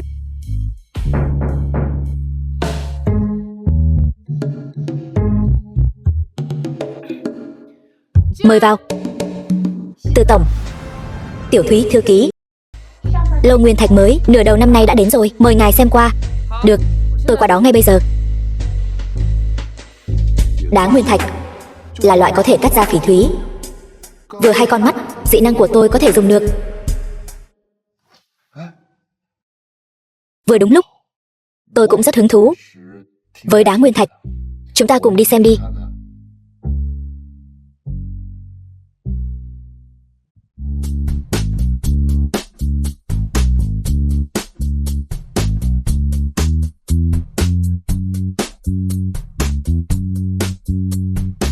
Đại tiểu thư, lô đá nguyên thạch này nặng đến mấy chục tấn. Thầy Vương, chuyên gia giám định bảo vật. Những thứ này là mẫu vật ngẫu nhiên chúng tôi đã chọn ra, chất lượng cũng không tệ. Tiếp tục mở rộng quảng bá, thu hút nhiều người hơn đến mua đá nguyên thạch. Nếu không, hàng sẽ bị ứ đọng trong tay.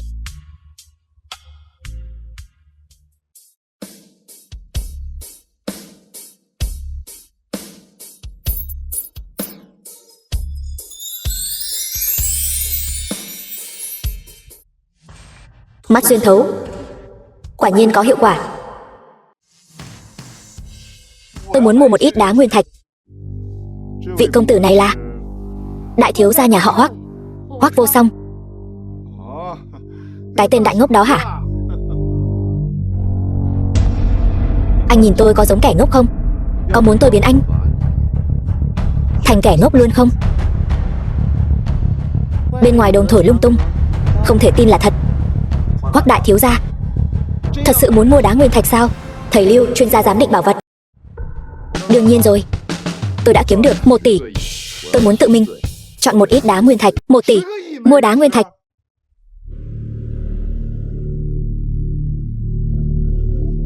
Anh hoàn toàn không hiểu về cờ bạc đá, trực tiếp bỏ ra 1 tỷ để mua, còn nói không phải kẻ ngốc sao? Anh thật sự muốn mua? Đương nhiên rồi, tôi muốn tự mình chọn một ít đá nguyên thạch, sau đó giúp tôi niêm phong. 2/3 gửi đến công ty của tôi, 1/3 còn lại sẽ được mở ngay tại đây. Được, không thành vấn đề. Hoắc Vô Song, tôi muốn xem thử trong hồ lô của anh rốt cuộc bán thuốc gì, liệu có mang lại bất ngờ không?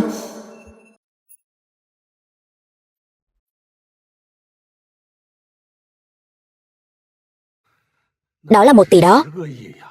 Con vì muốn lấy lòng Hồng Nhan mà lại mua đá nguyên thạch của nhà họ Từ sao? Bà ơi, con làm vậy là để kiếm tiền. Sao bà cứ nghĩ con đang tán gái vậy? Con không hiểu việc kinh doanh đá nguyên thạch đâu. Vô Song, trong đó nước sâu lắm đấy. Không cẩn thận, con có thể mất trắng. Ngay cả 100 triệu tiền vốn cũng không thu hồi lại được. Cái đó chưa chắc đâu. Lợi nhuận lần này con nghĩ không chỉ gấp 10 lần. Gấp 10 lần. Vậy thì là 10 tỷ đó.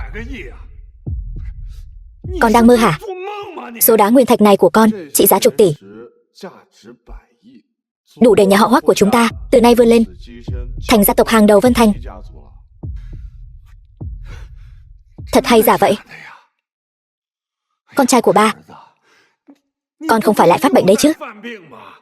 Đương nhiên không phải rồi. Lão Hoắc, ba cứ chờ xem đi. Lần này lợi nhuận lên đến chục tỷ đấy. Nhìn nó tự tin như vậy, chẳng lẽ nó thật sự hiểu về kinh doanh đá quý thô sao?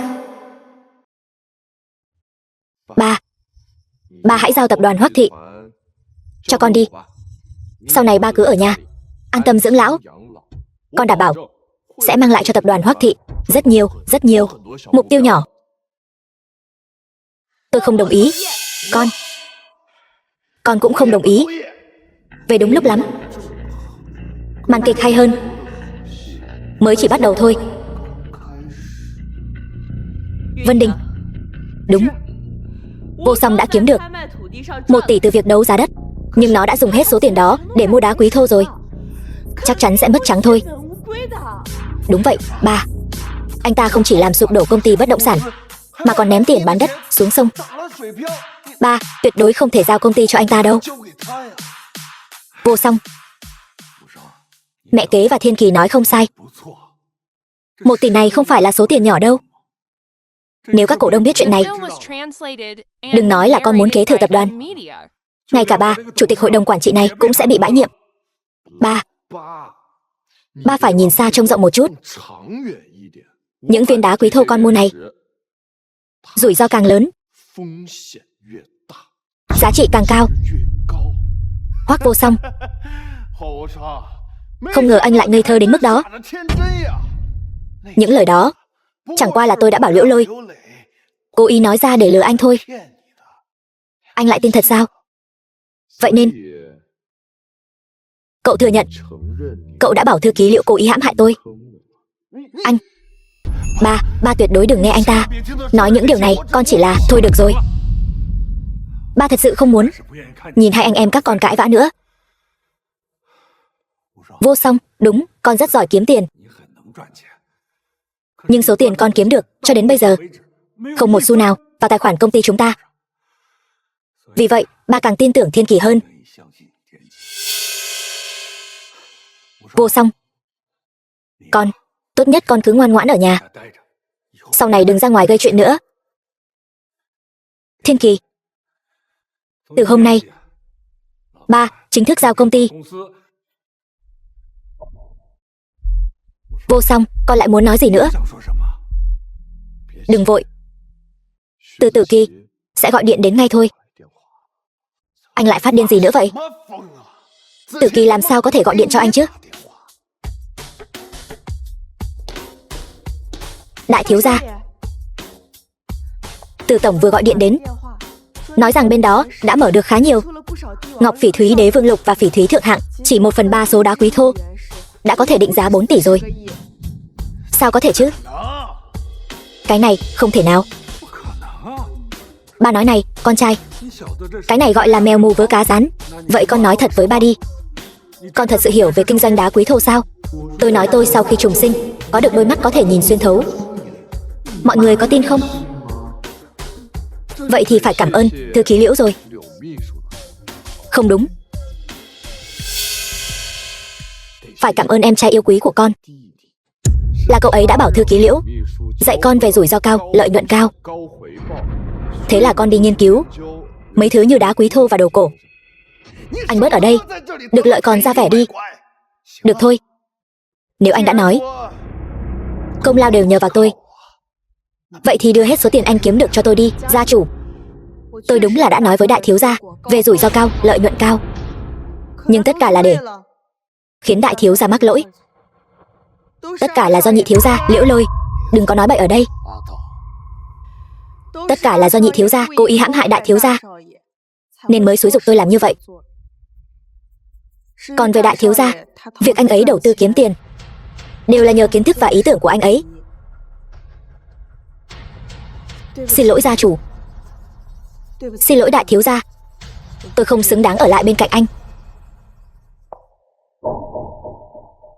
Tôi đã cho phép cô đi chưa? Cô đã giúp tôi kiếm được nhiều tiền như vậy. Cô đúng là phúc tinh của tôi mà.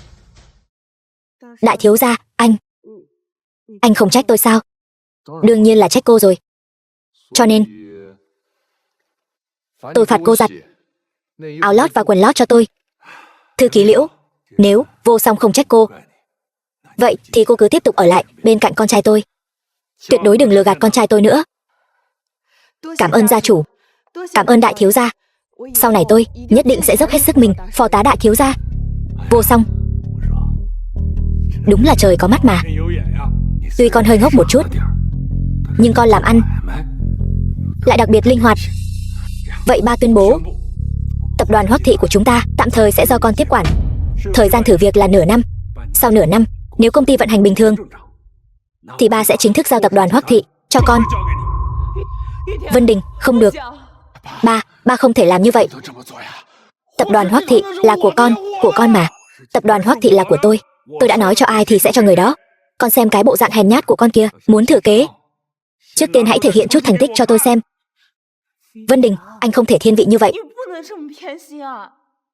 Ai mà chẳng biết, anh chỉ có Thiên Kỳ là đứa con trai thông minh chứ. Anh nói xem, nếu để Vô Song thừa kế công ty thì các cổ đông có đồng ý không? Chúng ta không thể bỏ mặc đứa con trai thông minh mà không dùng, lại để đứa con trai ngốc nghếch làm bậy chứ. Đúng vậy, ba. Anh ấy chỉ là nhất thời, may mắn mà thôi. Nói cho cùng, anh ấy vẫn chỉ là một kẻ ngốc. Lão Hoắc, con có một món quà muốn tặng ba. Hoắc Thiên Kỳ hoàn toàn không phải con trai của ba. Tiểu Nhã, khi em về bệnh viện thăm mẹ nuôi, tìm bác sĩ, mang hai bản này đến làm xét nghiệm huyết thống đối chiếu. Hãy nhớ, nhất định phải giữ bí mật. Được. Vô Song, ba biết con hận mẹ kế và em trai, trong lòng không yên. Nhưng những lời này con không thể nói bừa. Hai đứa con tuy không phải là cùng một mẹ, nhưng nó mãi mãi là con trai của ba, là em trai ruột của con đó. Lão Hoắc, câu trả lời đều ở trong này rồi.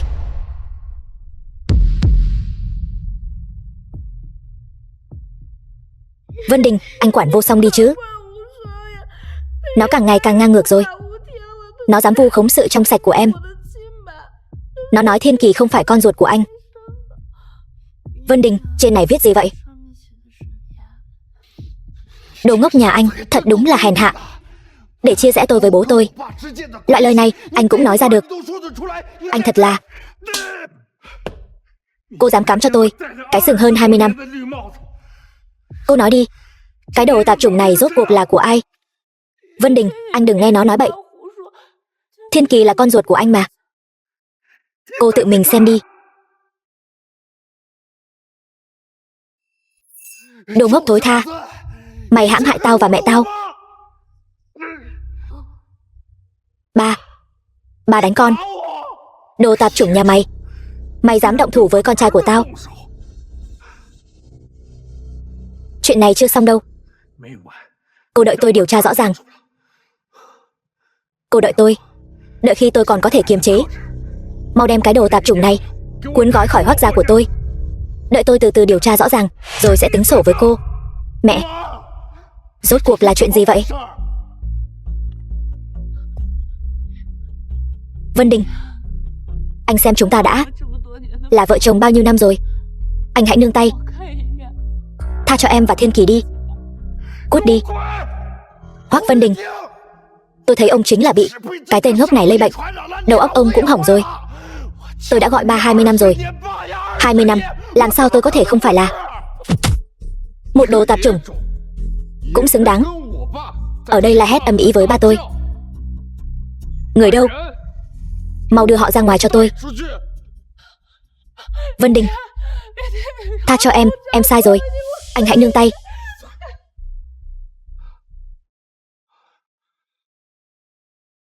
Vô Song, con lại đây ngồi.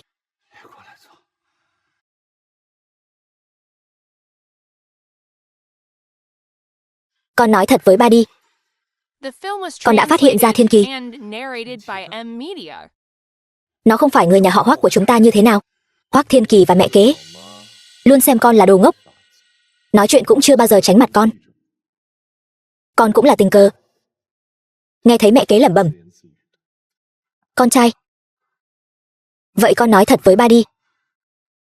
Bệnh ngốc của con có phải đã khỏi rồi không? Một người ngốc sẽ không thể nào làm ra nhiều chuyện như vậy được. Con đương nhiên không ngốc nữa rồi. Chỉ là nếu con không giả ngốc, có lẽ căn bản không thể sống đến bây giờ. Hoắc Thiên Kỳ và Tô Nhiên cố ý hạ thuốc con, muốn đầu độc con thành người thiểu năng. Cặp mẹ con này thật là lòng dạ rắn rết. Con trai, dù con có ngốc hay không, con vẫn là con trai tốt của ba. Con trai tốt của ba.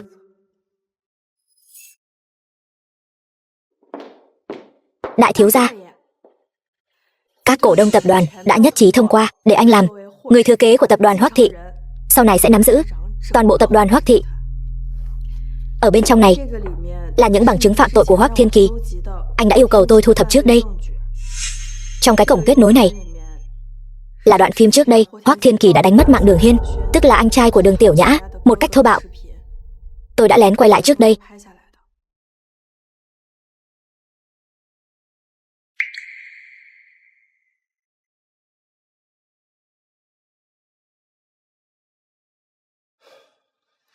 Từ gia và Tống gia bên đó thế nào rồi? Dòng tiền của Tống gia đã bị đứt gãy. Tập đoàn Tống Thị chỉ sau một đêm đã nợ nần chồng chất. Tống Vũ Trạch lo sợ bị trừng phạt, không biết đã chạy đi đâu rồi. Từ Văn Hạo tự ý đem cổ phần thế chấp ra ngoài. Sau khi bị gia chủ nhà họ Từ biết được, đã đánh quẻ chân hắn ta. Đó là hắn đáng đời. Mẹ, Tiểu Nhã, tôi sẽ sớm có thể cùng mẹ và Tiểu Nhã nhận nhau rồi. Hãy đưa cái này cho cảnh sát. Tội ác mà Hoắc Thiên Kỳ đã gây ra, hãy để pháp luật xét xử. Vâng, đại thiếu gia. Tiểu Nhã.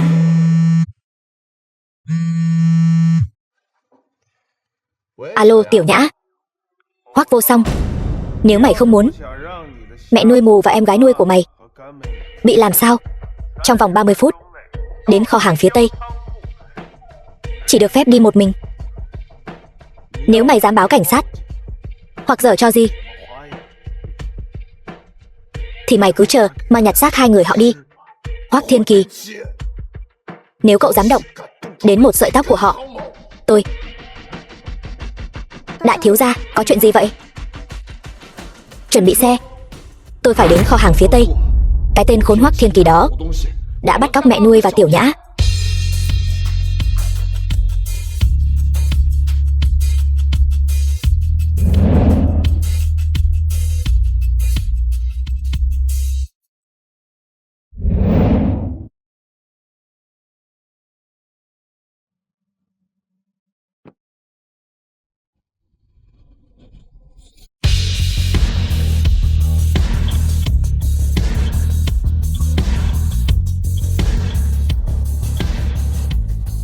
Hoắc Thiên Kỳ, tôi đến rồi. Hãy đi vào từ cửa chính đi.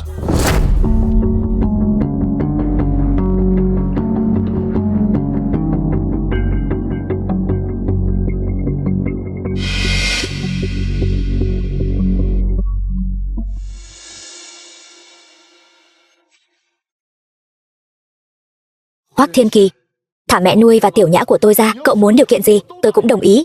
Tao đã bảo rồi mà. Sao lại trở nên thông minh thế nhỉ? Hóa ra không ngốc.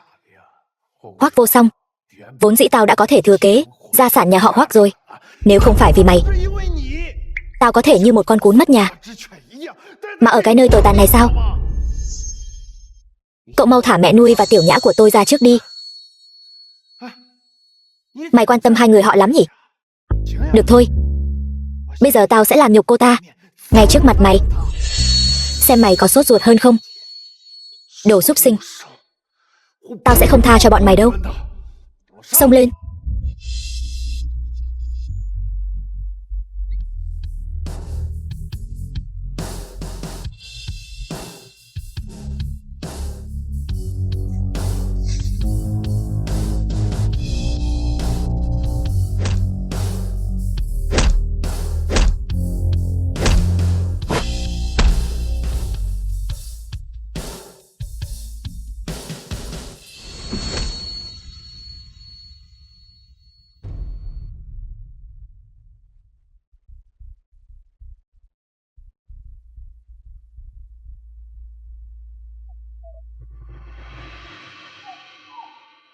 Mẹ.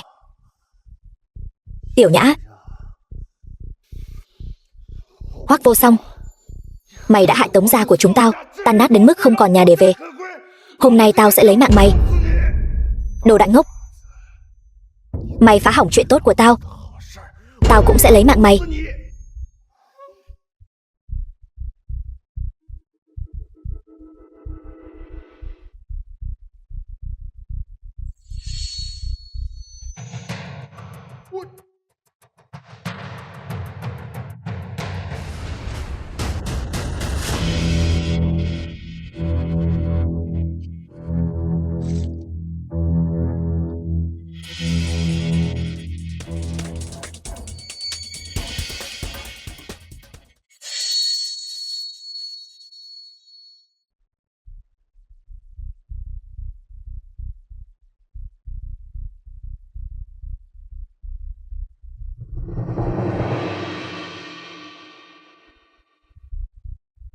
The film was translated and narrated by M Media.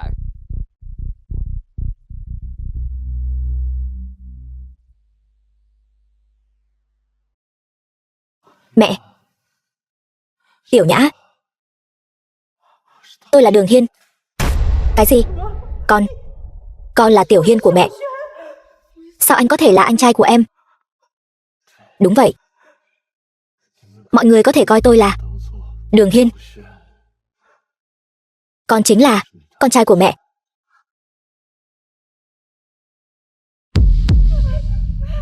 Tiểu Hiên.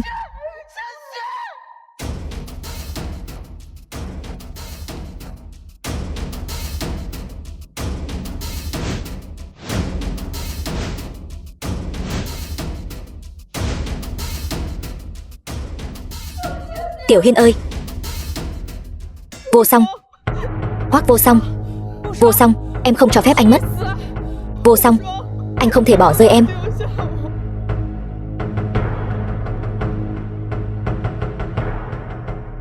Vô Song. Đại thiếu gia.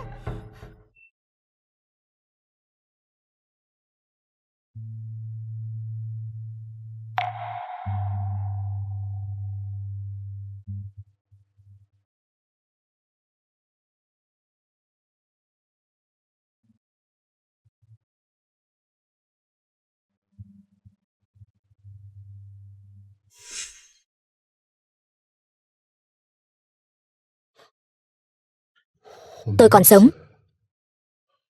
Tôi đã giành lại được một mạng sống. Từ nay về sau, tôi chính là Đường Hiên, cũng là Hoắc Vô Song.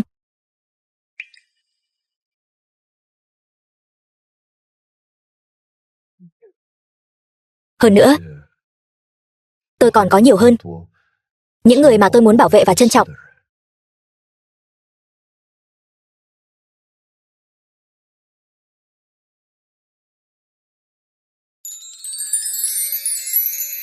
Vô Song, anh tỉnh rồi hả?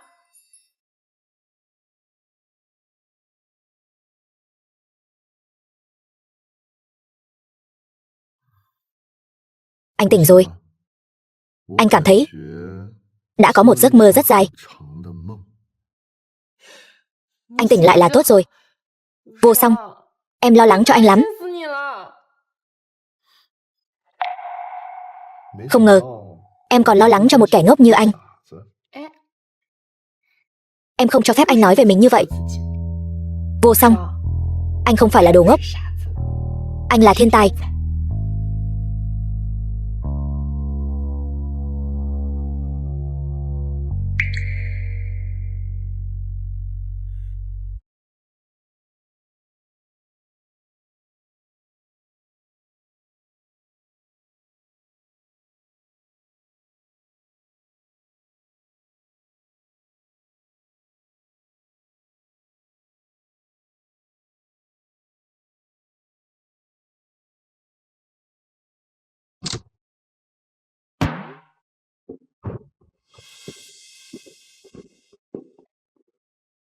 Vô Song, tỉnh rồi hả? Mẹ. Tiểu Nhã. Thư ký Liễu. Gặp được mọi người thật tốt.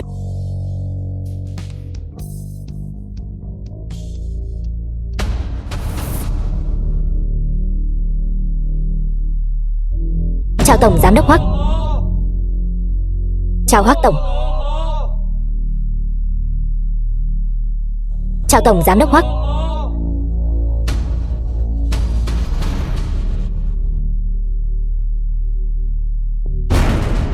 Vô Song, ta làm rồi. Chúng ta đi đâu ăn cơm? Đến biệt thự Đế Hào. Đi cùng mẹ nuôi và Tiểu Nhã, cùng nhau trải qua cuối tuần. Vô Song thật sự rất tận tâm với bác Đường. Tôi sẽ luôn luôn coi họ như người nhà. Mẹ ruột và em gái ruột của tôi. Đi thôi.